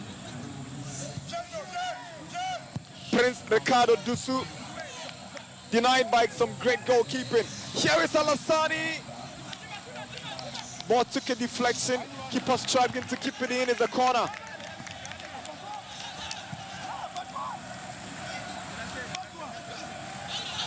Benin beginning to pounce on the Congolese in the last quarter of the game. They're piling all the pressure. It is Ricardo again to the near post. It's a foul because he tried an overhead kick when the ball was too high. The defender was coming up with a header as well.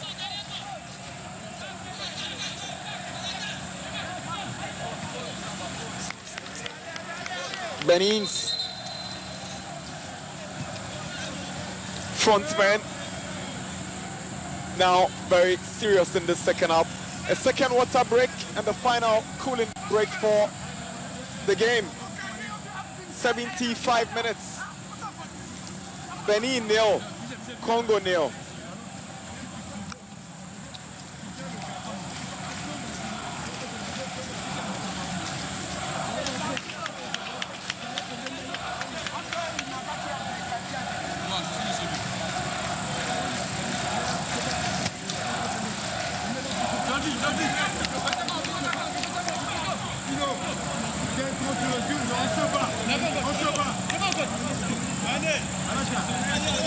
He had to dig deep to save that situation. Bisila, the Congolese goalkeeper. Bisila places straight for Club Sportif Multidisciplinaire in Congo, Brazzaville.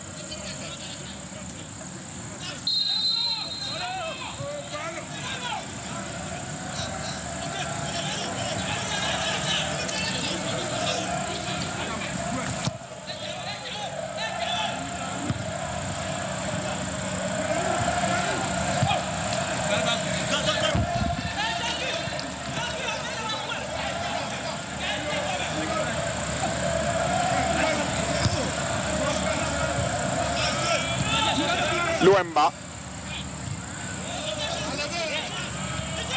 Alassani. Long ball away from his area. Straight to keeper Bisila of Congo.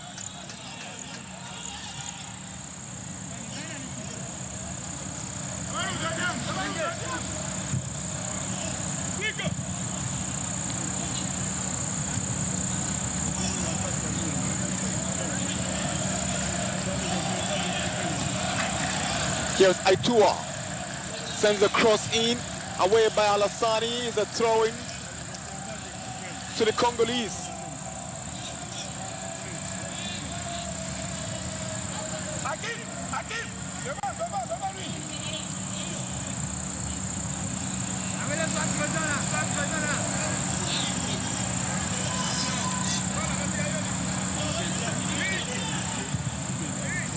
Gael can control.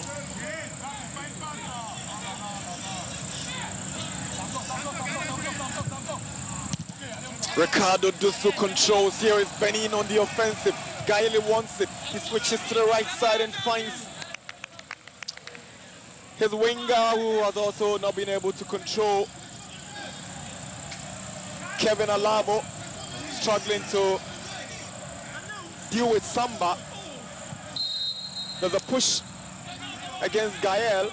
He pushed the Congo captain, the Congo centre back.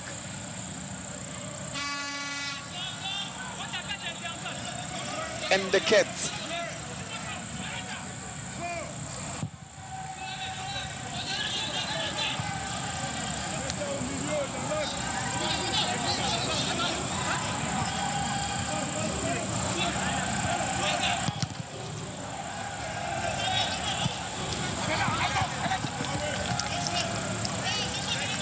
Koto, that's what to win the corner for Congo. This is a throw-in instead. So Samba takes it. Here is Koto.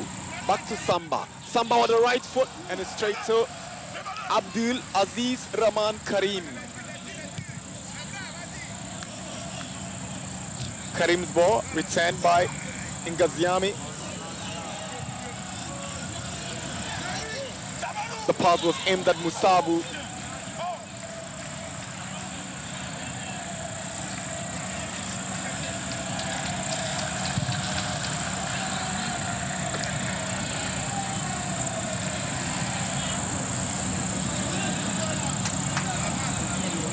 Yatua throws it back. As we get into the last 10 minutes of the game, it's Congo who seem to be on the back foot in recent minutes. The Benin look more poised and purposeful when moving forward. Alavo.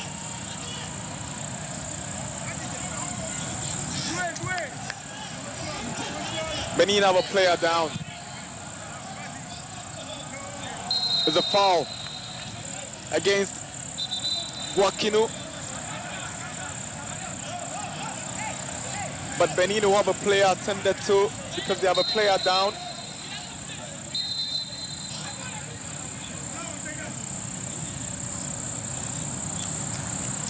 It is Kevin Alavo. After initial foul committed by Guakinu. And that's the incident that left Kelvin Alavo down. Kelvin Alavo plays for AS Sobimap.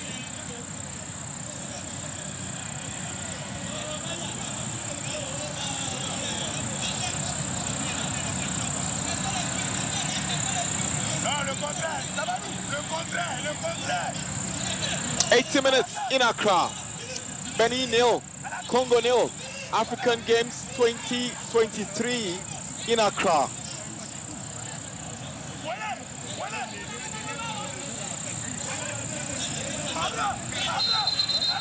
Free kick for Congo.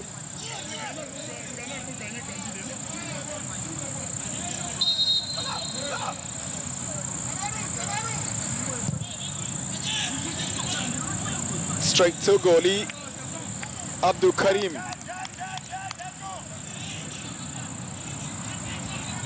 That delivery from Endiket had no conviction behind it, going straight to the goalkeeper.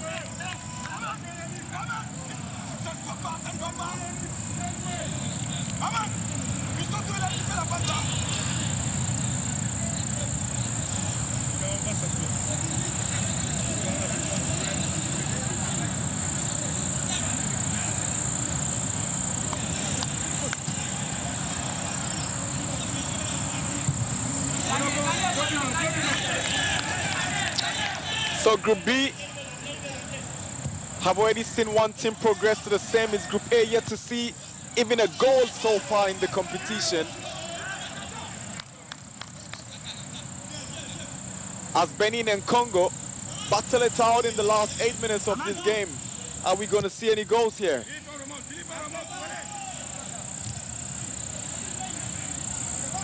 Here is Yakubu for Benin.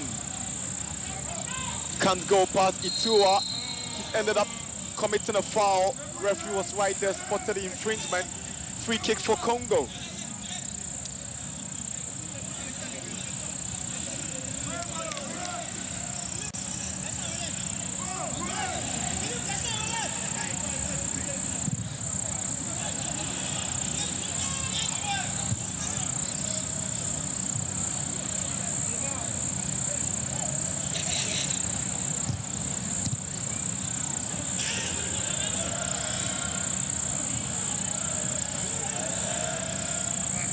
Brilliant play from the centre back.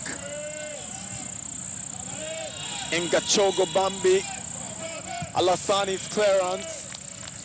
Throwing advantage the Congolese with 7 more minutes to go.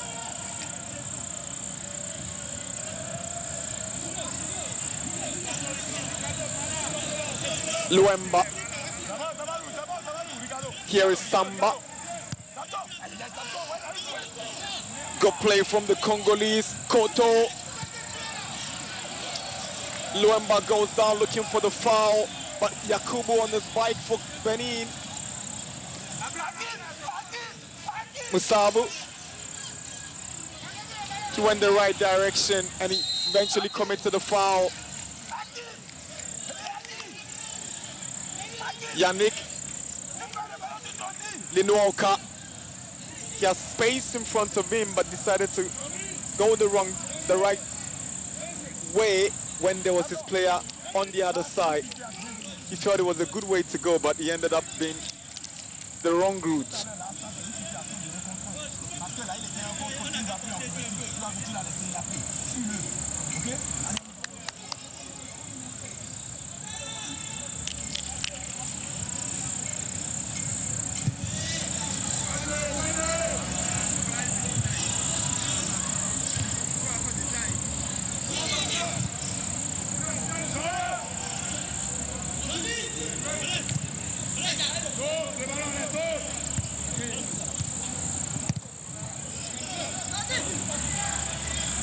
Here is Samba. Alassani's header.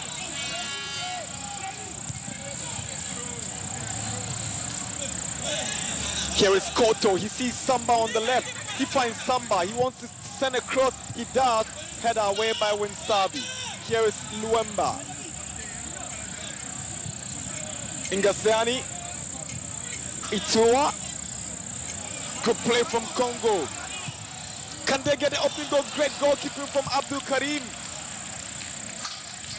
The Congolese in search of the opener, and they are playing so delightfully. Here they go, Congo. But Alassani does well to get the ball away, but he's considered a corner. Suleiman Alassani had to be at the right place, but that save was a big moment for the Benin goalkeeper.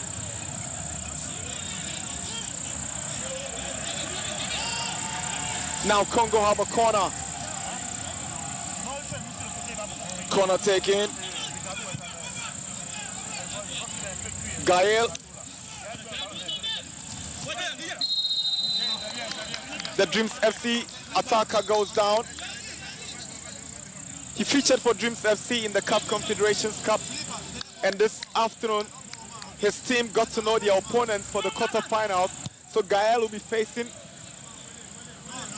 the Malian side, Stade Malien, in the quarterfinals of the CAF Confederations Cup. There's a foul against the Congo captain, Jospin Luemba.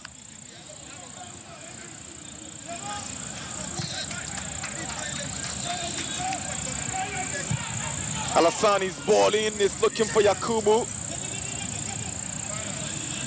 Musabu wins the throw in.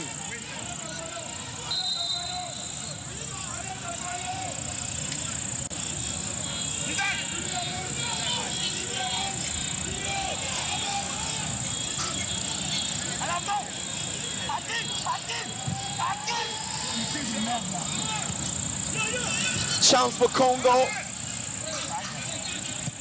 Benin defend their lines well.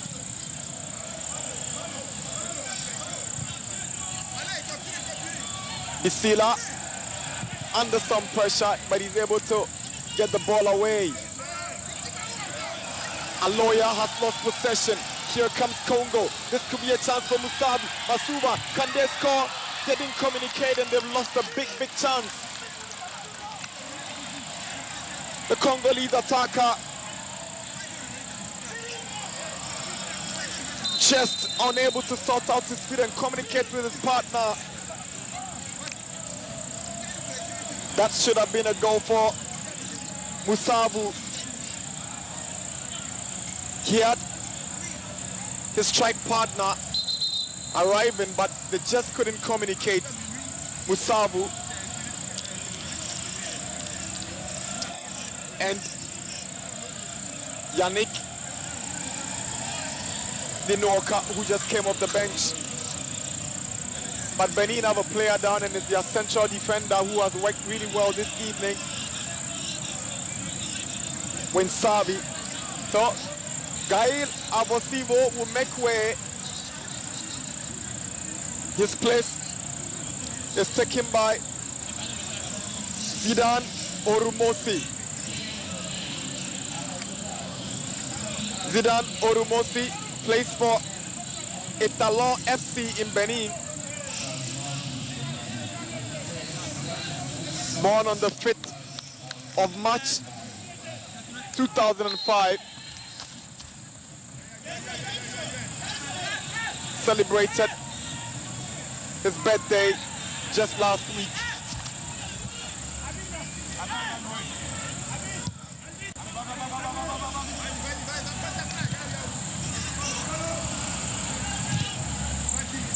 $18 years.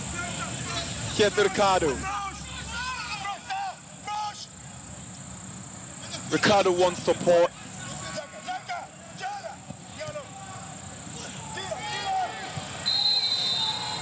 There was a handball. Referee spotted it. It's a good decision. 4 minutes of additional time. 90 minutes up already in Accra.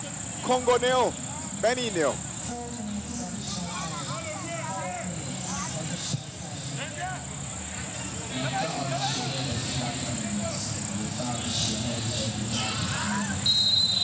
Free kick for Benin. Captain for Congo, Luemba, committing the foul.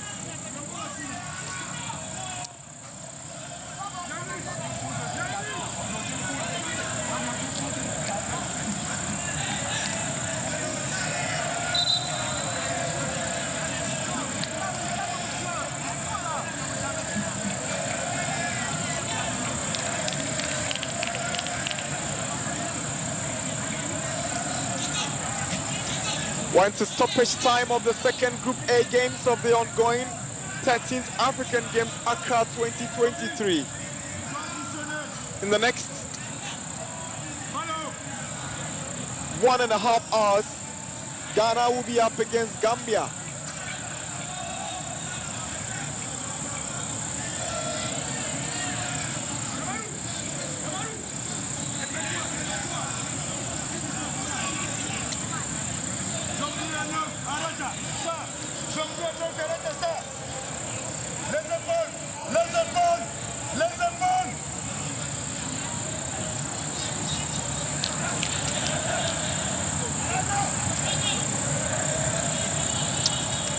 So Benin have a free kick. We're into the second minute of stoppage time. Ball cleared away by Ndeke. Here's Ricardo. He's had a very decent game with Sabi as well. He goes back to Karim. Was trying to find Yakubu.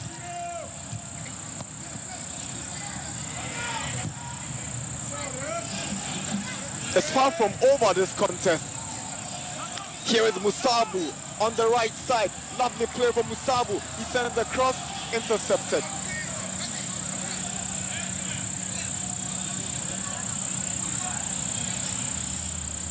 Yakubu. It is still Yakubu. And this could be a chance for Benin. Can they score in the last stages? A chance, Benin!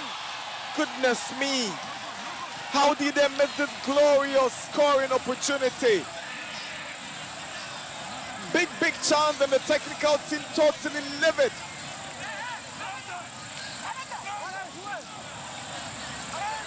Kelvin Alabo with a big chance. Good work done from the winger, and he should have buried this. Ricardo was calling for it, but that was some tireless run from Zidane Oromosi. And how did he miss this? That was a big chance. He should have buried it. It should have been 1-0 for Benin.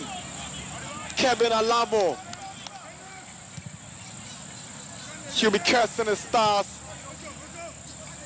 for this glorious opportunity that he's missed. You don't get chances like this in big occasions like this. You better take them when they come.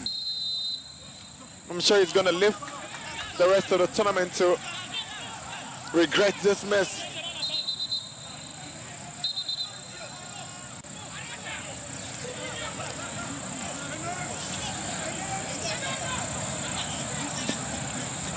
This certainly should be the final kick. In the cat should take it, and that's it. It's over here at the Accra Sports Stadium once again. Another game in Group A of the ongoing Accra 2023 African Games have come to an end without a goal. Benin have drawn goalless with Congo.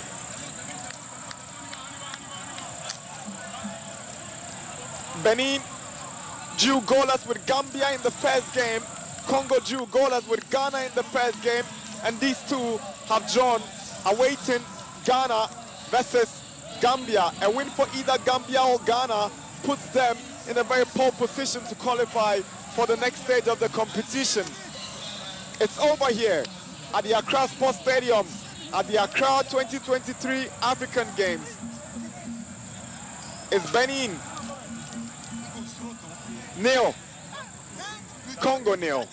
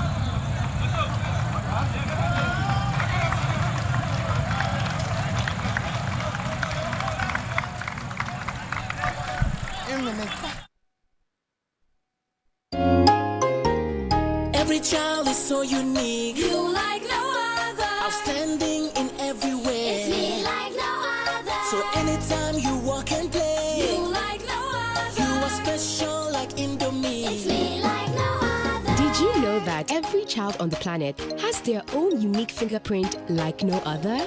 You like no other. I can play the drums. I'm talented. It's me like no other. I can sing. I can dance. You like no other. As well as their own unique talents and abilities. I can cook. I can paint. You like no other. Indomie. It's you like no other. So every day, in whatever you do, remember you are special in your own way, like no other. Thank you, Mom, for letting me know I'm special and for making me my special Indomie. Thank you, Mommy. I love my Indomie. This advert is FDA approved. On a 2 et on a 3 jours pour récupérer. Et je pense que ce 3e match, c'est ça qui va déterminer notre sort dans cette compétition. On attend de voir le second match Ghana-Gambie pour voir un peu au niveau de cette poule l'équilibre. So our final match is with the host country Ghana, and that will be the decider of whether we are making it out of this pool. What is for sure is that we are going to rest, take some break, and work on for our last match. Okay, coach, all the best. Merci beaucoup.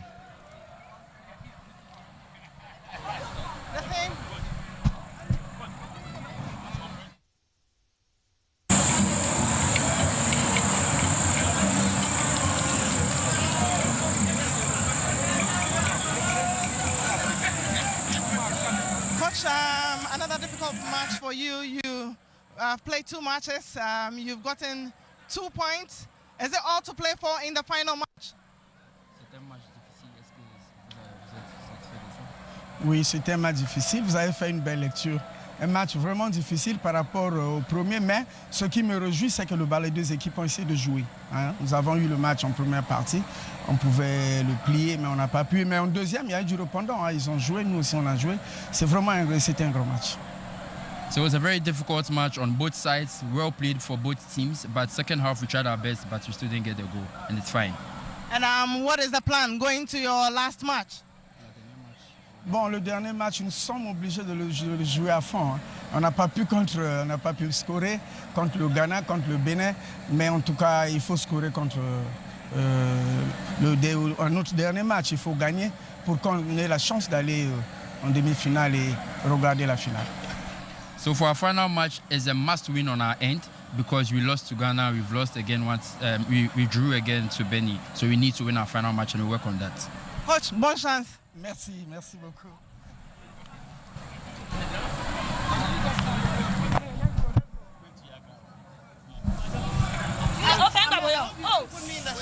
Like no other. Outstanding in every way. It's me like no other. So anytime you walk and play, You like no other. you are special like Indomie. It's me like no other. Did you know that every child on the planet has their own unique fingerprint like no other? You like no other. I can play the drums. I'm talented. It's me like no other. I can sing. I can dance. You like no other. As well as their own unique talents and abilities. I can cook. I can paint. You like no other. Indomie. It's you like no other. So every day, in whatever you do, remember you are special in your own way, like no other. Thank you, Mom, for letting me know I'm special and for making me my special Indomie. Thank you, Mommy. I love my Indomie. This advert is FDA approved.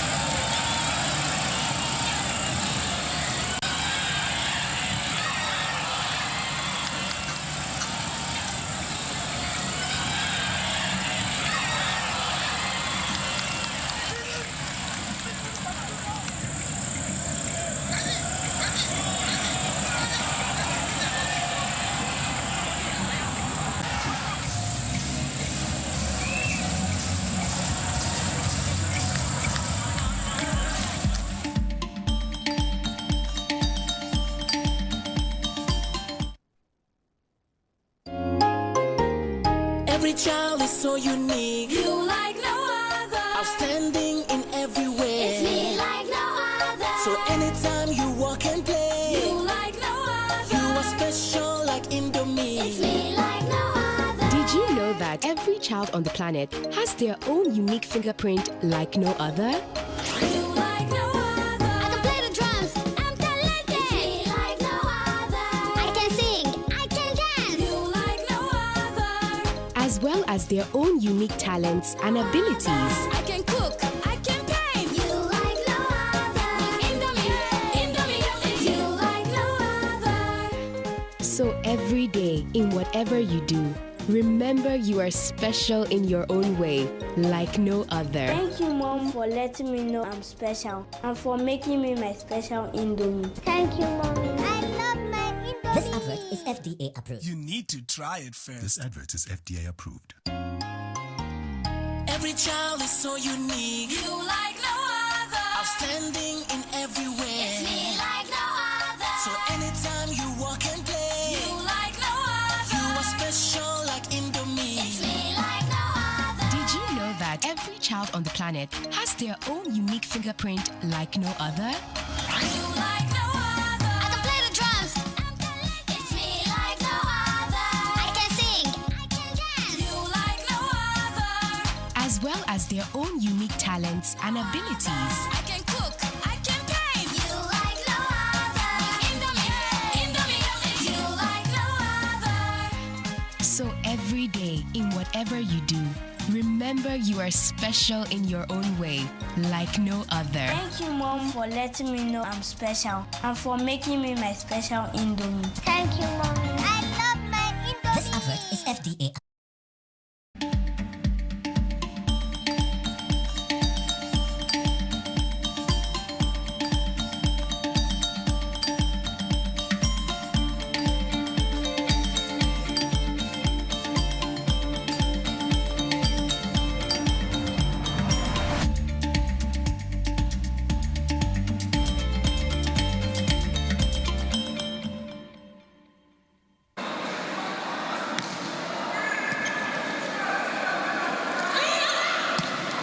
Yes. 7-4. Do the simple things. Set your teammate up. Spike the ball as hard as you can. And let's see whether we can win some points.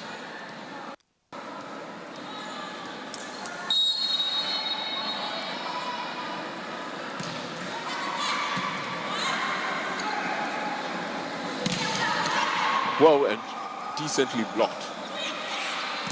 And yet blocked again, 7-5. Now, the Kenyans seem to have gone back into the driving seat. That's what getting a point in the previous play can do. Absolutely. Getting you to believe again. Would he try to win 3 points on the bounce? And that gets it back to 8-5 for the Advantage Seychelles. Seychelles, yes.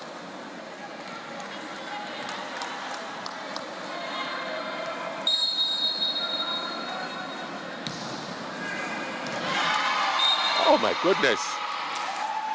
It's 9-5. This bit of miscommunication there. It's going left and it's going right. Yeah, here. They were not too sure who was to retain the favor.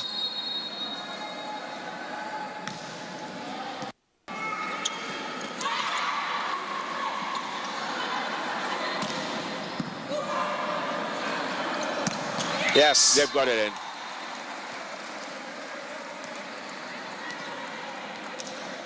Player number 19 for the Kenyans.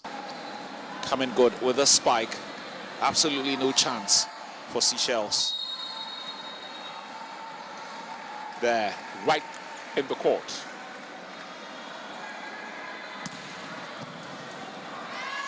And that's another point for Kenya.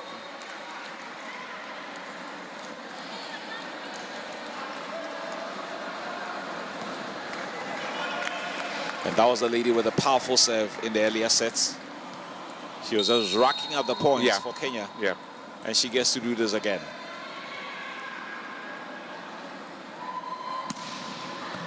Here we go. Oh. That was very, very casual. Very, very casual indeed. You had missed out on the spike, so you push it over. There wasn't enough power in that. None. And it didn't get the elevation that was required. Brilliant spike. Making it simple. Brilliant spike. Set your teammate up and hits that ball hard. And the points could be ours. Weezer.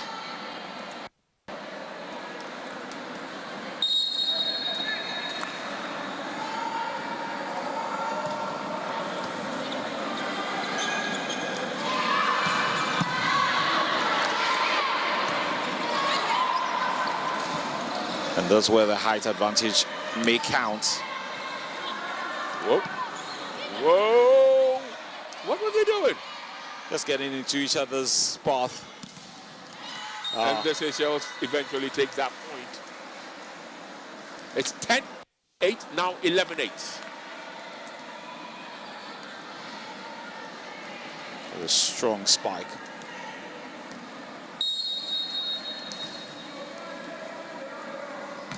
The Seychelles are a completely different side now compared to what we've seen in the first two. Yeah. Wow, what a spike. What a spike. That's 11-9 now. It appeared she spiked that ball with everything in her. 11-9 in favor of the Seychelles. Remember that the Seychelles Islands are the team in the blue and Kenya are the ones in the white and black.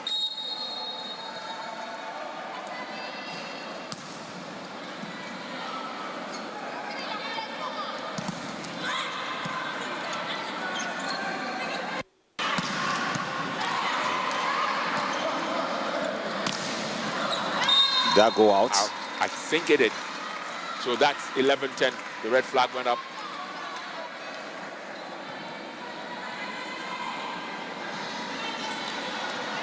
Oh.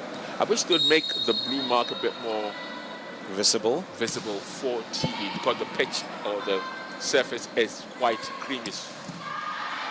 Well defended and well blocked, and they got the point.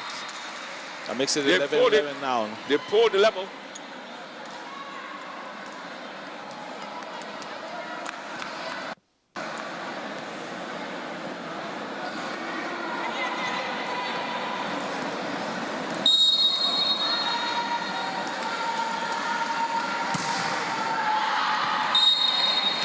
That went out.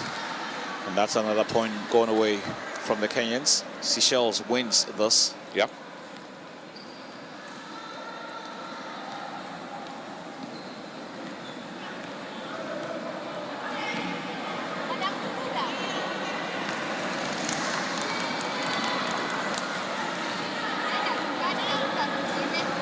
Seychelles to serve. They lead 12-11.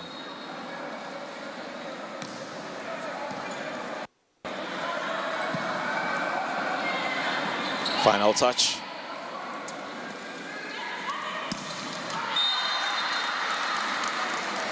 The lady in the number 14 for Seychelles has had a great game so far. She's been spiking the ball brilliantly with that left hand. Bam. And you can feel she hits the ball so hard, it's almost impossible to retain that.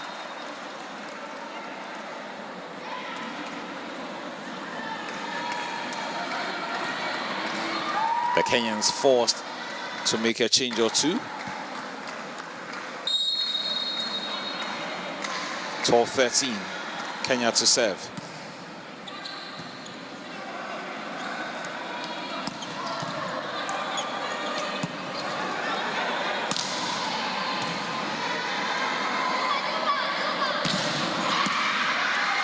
Oh, 14-12, advantage Seychelles.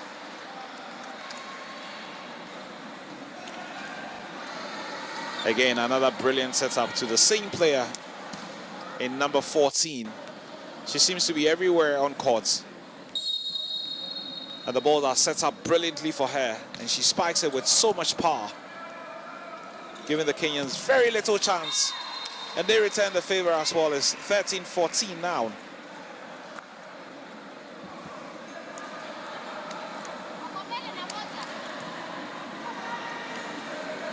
That was some power spike.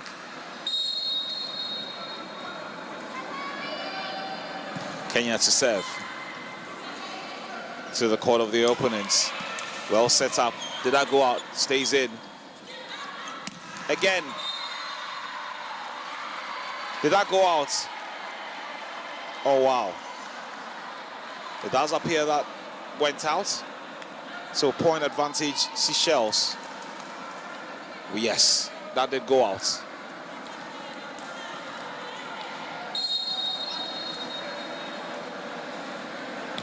(15-13). Advantage Seychelles, the tiny. That's out. So Kenya's still 7. 15-14. So close in this set compared to the first two.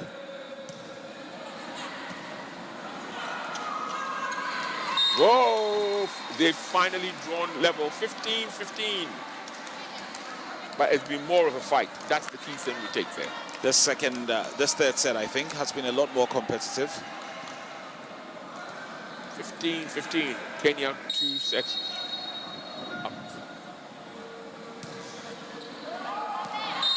Did that go out? Yes, it did.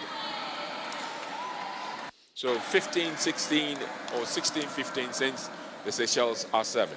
A bit of nerves.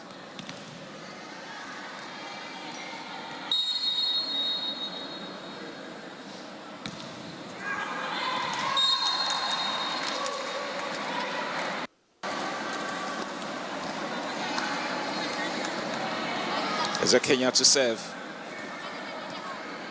Luoch will be 7 for the Eastern African country. It's tied now. Yep. She'll be 7 with some power, like she's been doing. That went out. So it's 16-17 advantage Kenya. Advantage Seychelles, sorry. This has been more of a fight. Yeah, giving it everything, Seychelles. They don't want to be swept.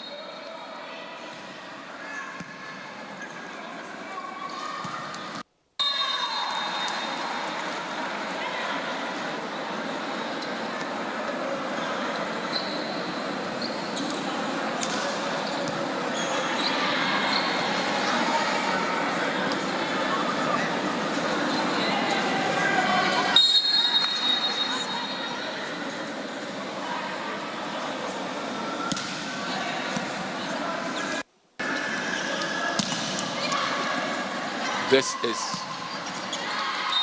And they've got it. Looking very, very, it's a very, very different game this time around.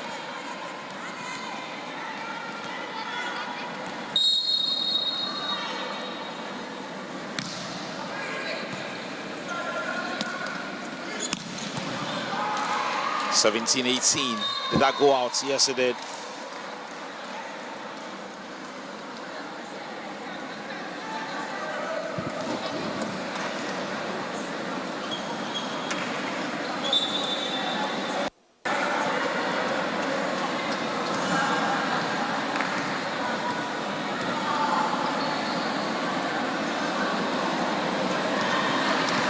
It's tied again, 18-18. Kenya to serve.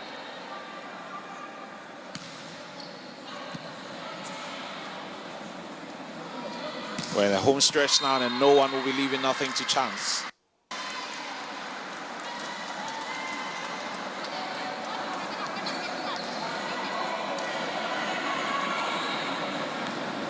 Kenya will be hoping to win again and possibly progress to the next stage of the competition. Yeah. That's a strong one. Got it in. 19-19. Well and truly done.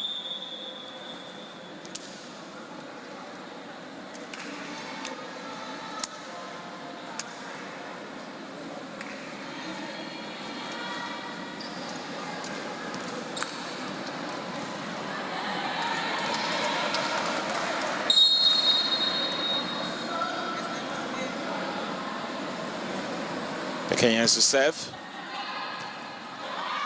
That was poor. That was poor on the part of Seychelles. First one to get to 25 will take this set. But this has been much, much more of a battle.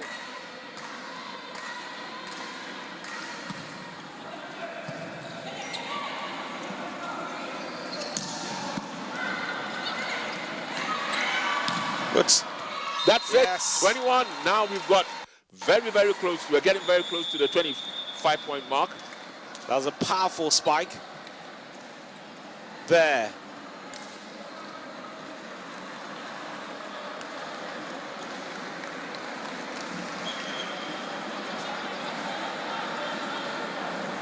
A bit of a break.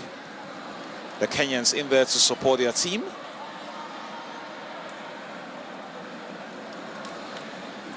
(19-21) advantage Kenya.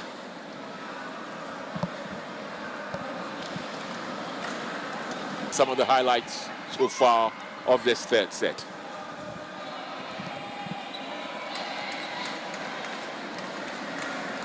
And that's where Seychelles failed to retain that.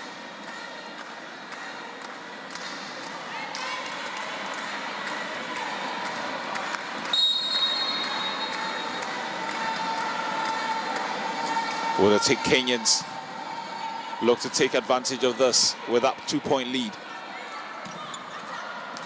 Out. 22-19.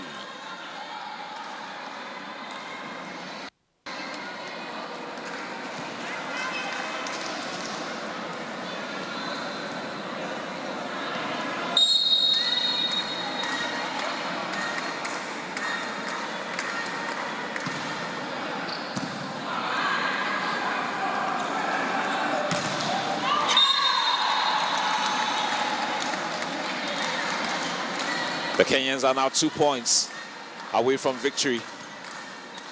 Just 2 points. And remember, at one stage they were trailing 7-3. It was at the beginning of the set. Yeah, they were trailing. Can they nail this? They win another point again. Set points.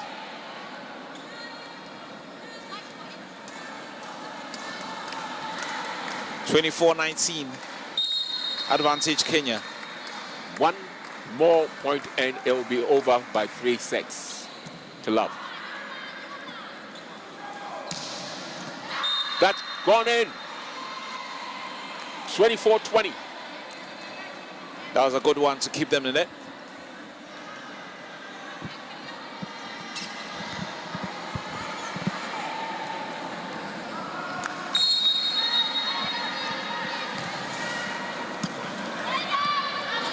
Will Kenya look to close us out?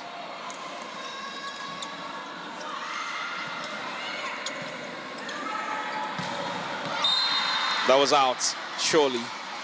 It's 24-21 now. This is looking very, very, very, very good. And Neil Byton finished with this one.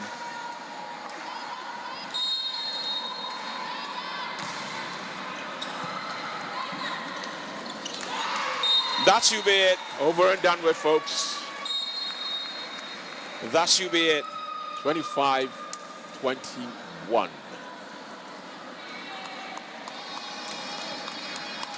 I think the Kenyans have nicked it.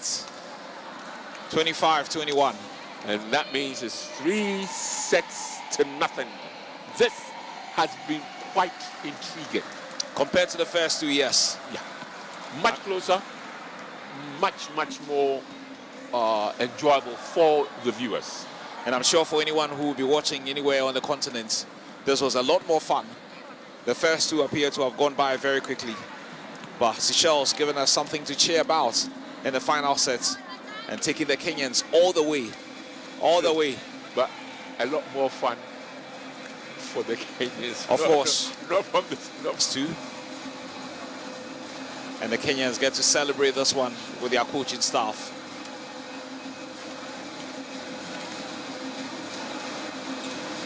The Seychelles team would say a word or two, despite the fact that they lost out.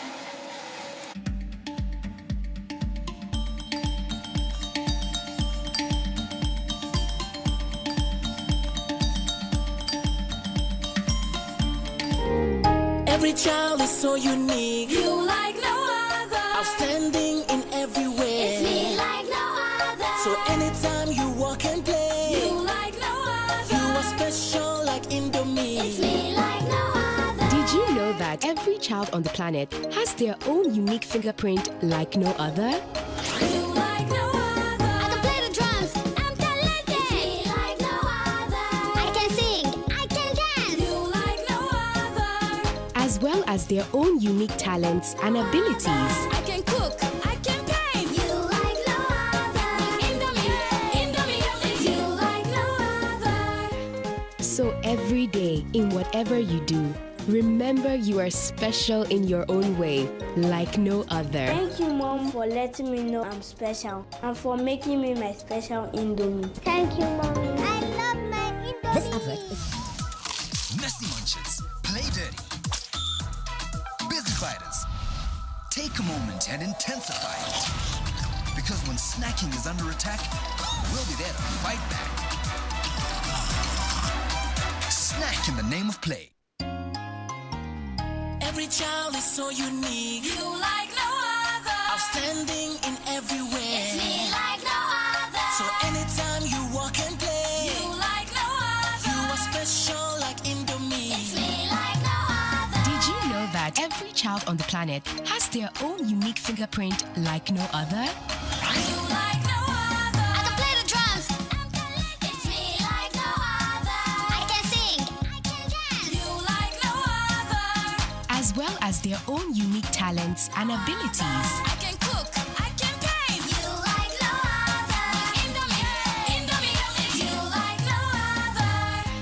So every day, in whatever you do, remember you are special in your own way, like no other. Thank you, Mom, for letting me know I'm special and for making me my special Indomie. Thank you, Mommy. I love my Indomie. this advert is FDA approved.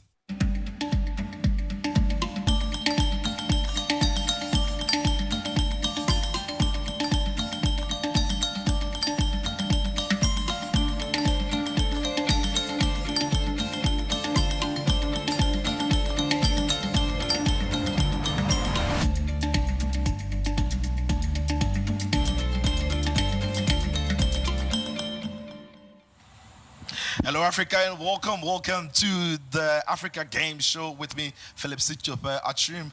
It is on a day where many other sporting activities have also started, which we'll be telling you more about. Other medals have been won, and there are some crucial games coming up later tonight that will be building you up to. I'm joined in the studio again by Sami Batal. Sami, good evening, welcome. Good evening, thanks for having me. Yeah, it's been exciting, hasn't it? I mean, since the last time you were here, so many things have happened, but what has been your pick in between those days? It's been 2 days already since you were here. Yeah. I mean, quite clearly, we are moving from one gear to the other. We started at gear 1. I think we are at like 3rd gear now, and we are still speeding. Well, the most exciting thing is Ghana winning 2 medals in the pools, which was, unbelievable because it's never happened before.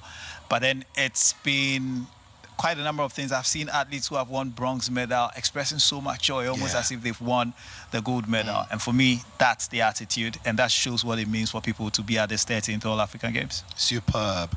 All right, so then there's the second day of cycling, which is started already. We've seen already day 1 gone, and this is day 2 of cycling. We've seen some exciting events in it as well. It was breathtaking the last time when cycling started, and today athletes have also had the opportunity of getting back onto the road. It's been breathtaking to see.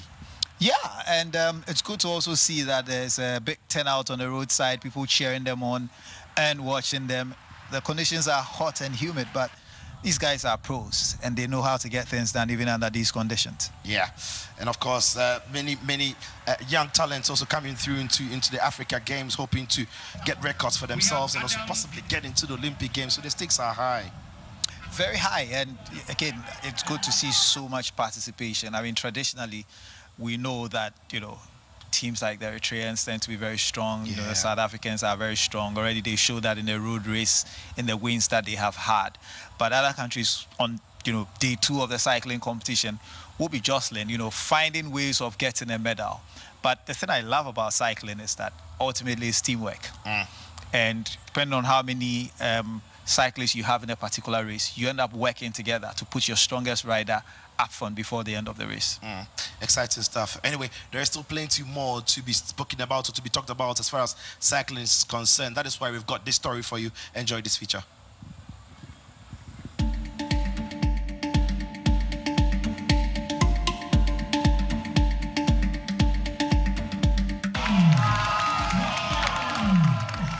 Technique is for us, if the race goes harder, it's going to be good for us. So we try to make harder from the beginning, and in the end we won. At some point, the 2 South African, he was escaped, but we fixed it immediately as soon as possible. And the next intermediate I won, so we fixed it immediately. With the fun we have all of the whole lab actually with the whole flag, and for us it's a little bit, they are encouraged and motivated, so it's easy to win for us. We are really happy by this victory. As you seen, the guys, they did a good teamwork, a good plan. We managed before the start, a good plan for this race. And they did it, guys, they train very well in our country for this race especially, and for road race, for everything. Prepare well, and we make it a good strategy for this race. They did well, and they win. It was very hard. I was obviously off the front of the race very early on. I was in the mix for the first sprint, and then after that we carried on riding and rode away, a small group of 3 riders. And then the race just kept coming to me. It was just like, we as a team, we work so hard as the whole of South Africa, and it means a lot to be able to put the South African flag on the podium. It's a very, very proud moment for me. Yeah, it's super cool to get medal for my country, and I'm super proud and happy. My coach helped me a lot, my parents also. I want to say thank you for them, and yeah, it's nice this medal is all for them, and I'm super happy to win today, to get some medal today. All right, so that is it on cycling. No surprises in the country that is dominating cycling, Sami. Well, Eritrea is the powerhouse of cycling here in Africa. And it's one of those few countries where cycling is actually the most popular sport among the people.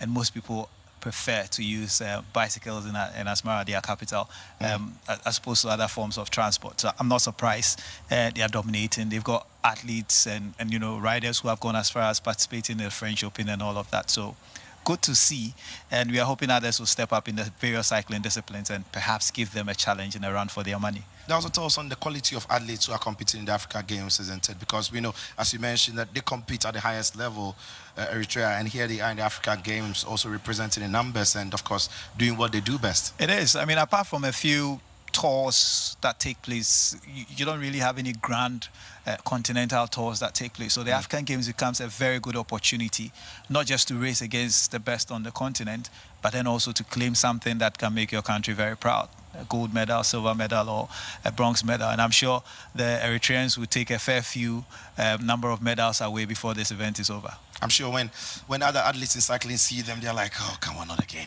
All they do is cycle. They describe their capital as one of the cities in Africa with the least traffic. Of course, that supports cycling. Because they've got, man. Anyway, so if some country then want to dominate cycling, they know what to do. Start imposing on citizens to ride more like they do. Anyway, all right, so then let's move on to beach volleyball, which is also into day 2. It's exciting, beach volleyball. It can be very, demanding, but it was exciting in the game that we saw panning out, of course, today as well, having seen it already start from yesterday. I like the ambience, even though it's not the biggest of crowd. The few who are there are very, very loud. I'm surprised because in a lot of multi-sport events, the beach volleyball tends to be one of the more popular ones. Don't ask me why, but a lot of guys tend to want to go to the beach and watch people play, especially the women's beach volleyball competition. So perhaps people would have to know where it's taking place so they can go and participate in the beach volleyball. But I'm happy to see La Boma Beach. Yeah. So if anybody lives in and around there, they can. Yeah, and it's great to see they are playing on very pristine sand, very clear skies. Well, there's the heat, but it's good to see that they are having a go at it. Absolutely. So talking about the heat, though, these athletes who competed in beach volleyball have had plenty to say about the conditions under which they've had to compete. Our reporter Valencia Tete has more on the story.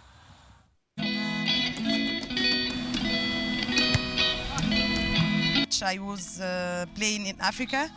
Everything is difficult. The weather is very hot, and also the match is not easy.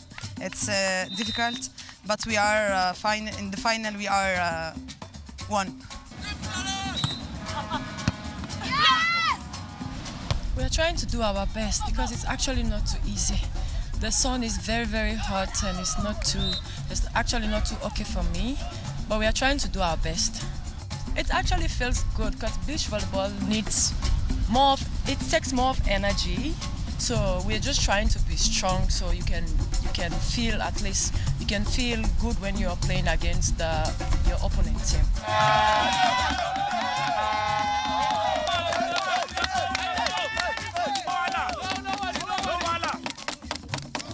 Everybody that all Africa Games to see how to unify Africa and how athletes should make friends, do everything.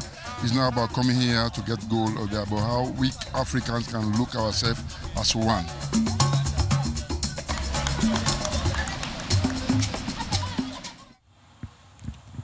Yes, the athletes quite clearly, talking about the conditions under which they have to play, they have to compete, and they have to win. Well, it's a Hamatan in this part of the world. It gets pretty hot during the day, and I'm sure the sun would have picked up the heat. But it comes down to your choice of outfit. I think in the interest of diversity and inclusion, it's very important that anybody wears what they are comfortable with. But certainly, those who are covered up more will feel the brunt of the heat. That's how come typically in beach volleyball, you have people wear bikini-like outfit to as much as possible, allow a lot of air to pass around them. But as I said, everybody has a choice as to what to wear and what really they are comfortable in. But it's just the first day of the beach volleyball, second day of the beach volleyball. I'm sure by the time they go through the preliminary stages, they'll become used to the Ghanaian sand and playing on this particular beach and be very comfortable enough in their skin.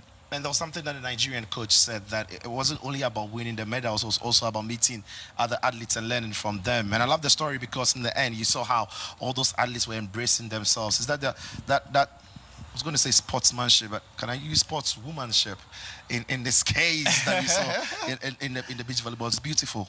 Well, what I have to say is that for certain sports, they tend to be very small communities and they know each other. And the teams that would advance and who play in the various circuits and the various competitions tend to know each other. And so there's always that camaraderie and, friendship amongst them when they play. So I'm happy to see these, people, these athletes and these competitors build bridges. Also because some of these sports are quite young in Africa in terms of our participation. So unlike the court volleyball, which has been played in Africa at African Games since the first edition in 1965, the beach volleyball is relatively newer. And so they would work together to build the capacity within the continent itself and see how they can perform when they go to the global competitions. Absolutely. So, right, if that was volleyball under the sun, let's take a look at volleyball under the roof against Seychelles. Well, the thing is that the Malkia Strikers are the powerhouse on the African continent. They are the most successful team in Africa in terms of African championships. They've won perhaps more than anybody else. So it was always going to be a Herculean task for the Seychelles team to be able to play against the best team on the continent, who are also the defending African champions from the last edition of the African Games and then the African Women's Volleyball Championship, which took place in 2023. Yeah. So too strong. Well, we wish all the other teams that come up against them all the best, and also looking to the best of volleyball to come in the competition. Lovely court, lovely place. I like the ambience as well. Yeah. And it's fun to see. Unfortunately for Seychelles, they lost by 3 sets to 0. The Kenyans were in their element, from the spiking, the digging of the balls, and everything else. They seem quite comfortable, and I'm sure if there's any challenge to come, it will come as they go further along, because I see the Egyptians are in this competition. They finished second in the African Championship. Unfortunately, the Cameroonians, who won the silver medal at the last African Championships, are not in this competition. So perhaps Egypt will present the biggest challenge to the Kenyans. Other than that, I expect them to be able to retain their title. All right, away from volleyball then, let's talk football, because earlier today we saw Benin come up against Congo. The game ended goalless. Disappointing, results in the case of Benin, of course, and Congo. Both teams would have done with a victory in this one. Yeah, I think in the end they cancelled each other out. There were chances that were created. Finishing was not very good. This was one of the last chances, and it was an opportunity for the Beninois to have won this game. And you can understand the frustration from the technical team, because if they had scored this, they would have run away with the 3 points, which would have put them in a very good position. But as it stands now, both teams still have a chance of qualifying in the last round of matches. But who wants to face Ghana? And I think one of the coaches mentioned that fact, that if their last game is against Ghana, that makes it more difficult, which is why he's ruined why they couldn't win this game. All right, Ghana will play later today, which we'll talk about. But let's take a look at how that group is shaping up ahead of Ghana's game coming up in a matter of minutes. All right, so Congo then, I've got one more point down, 2 points to be good. Benin also have got 2 points. Ghana, remember, drew in their opening fixture against Congo. Meanwhile, Ghana come up against Gambia, and Ghana have got an opportunity of topping the group if they beat Gambia. Meanwhile, Gambia would also have the same notes in their books. If they beat Ghana tonight, then they also go top of the group. A draw in this fixture means that all these teams would have had 2 points after the second round of games. And until now, let's talk about that game coming up pretty shortly, Ghana-Gambia. There's pressure on the Ghanaian team. Everybody expected that in the first game they would have beaten Congo, but Congo were extremely resilient and frustrated the Ghanaians. But they are coming up against a Gambia team that will be very, very difficult to play against. Gambia played at the World Under-20 Championships and got to the 1/16 stage and lost to Uruguay by a goal to 0. Okay. And so we expect a very difficult game. They will not be afraid of the Ghanaians. It will be interesting to see how the Ghanaian coach, Ofer, will deploy his charges to win this particular All right, we'll see how Ghana plays. So Ghana match up against the Gambia. Meanwhile, I've got an announcement for you. Let's take a look at what is to come tomorrow, just in case you want to know where to be, which activity to follow. Take a look at this one. It's all about tomorrow's games.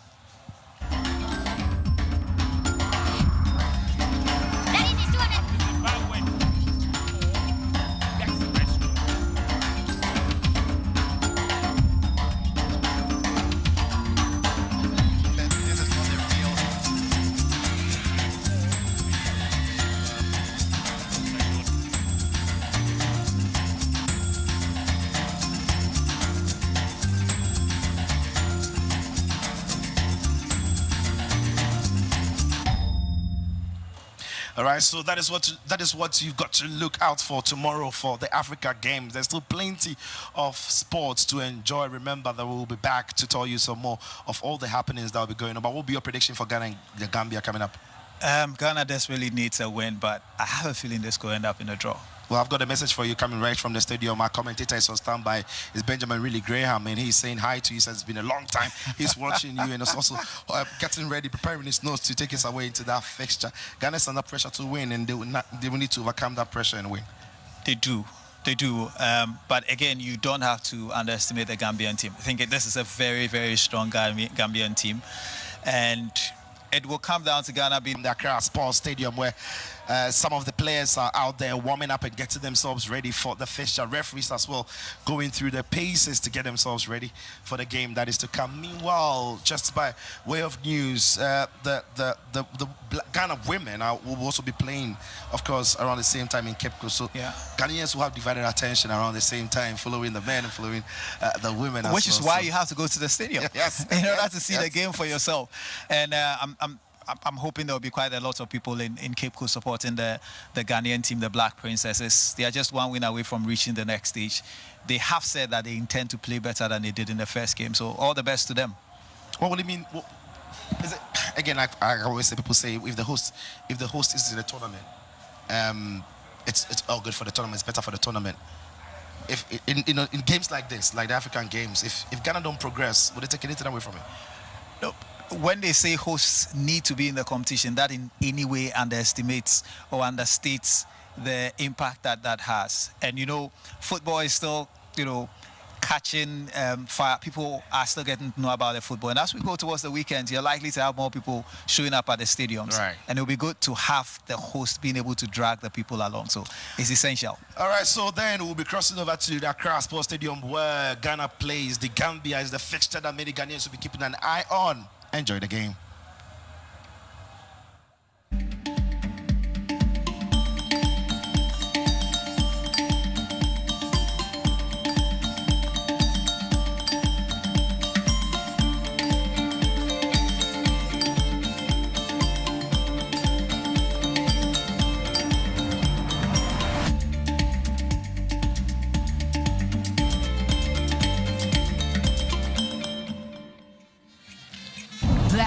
It's not dark, it's bright.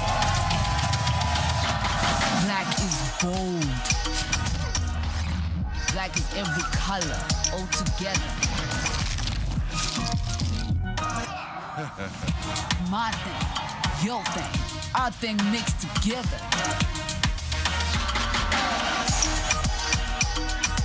Have enough. A life of plenty for every child. We've had enough all along. There's enough choice for every child. Enough nutritious food, produced responsibly and sustainably, so children can thrive everywhere. Let's come together and stand with children to say we've had enough. Enough.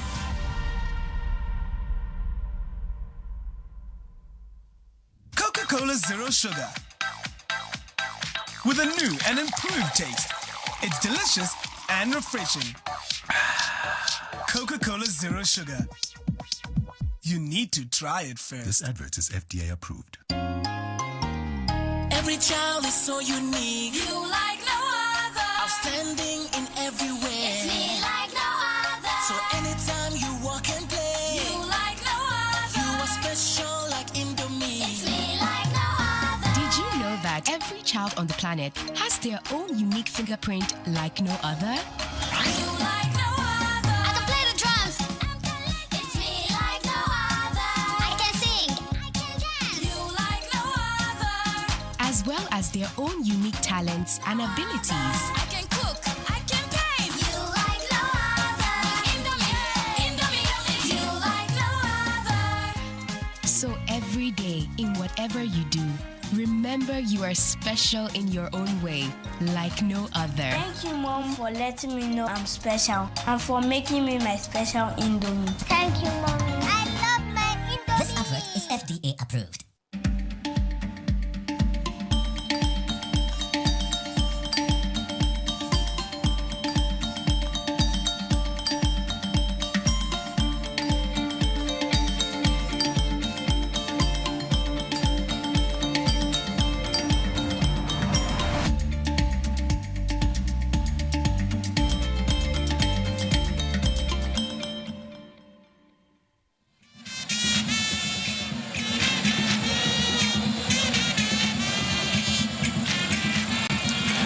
So welcome to the Accra Sports Stadium. It's a big day for Gambia and Ghana as they go into the second group game of Group A at the ongoing African Games Accra 2023. Just a while ago, Benin-Congo settled for a goalless drawn game, the second respective draws for the two countries in this competition. It's time for Ghana to lock horns with Gambia. A win for either of the two teams could potentially secure the qualification to the next stage of the competition. Wherever you are across the continent of Africa, if you just joined us, it's the African Games Accra 2023. It's the host nation Ghana versus Gambia.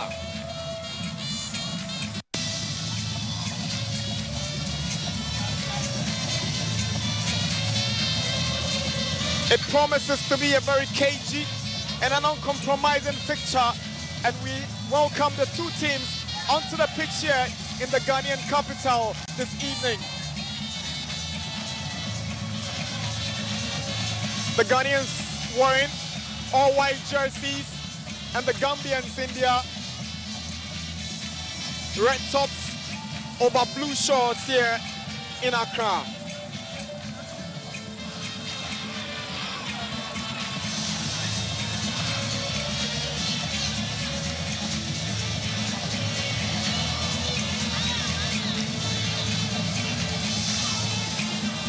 We already have one team qualifying for the semi-finals of this competition.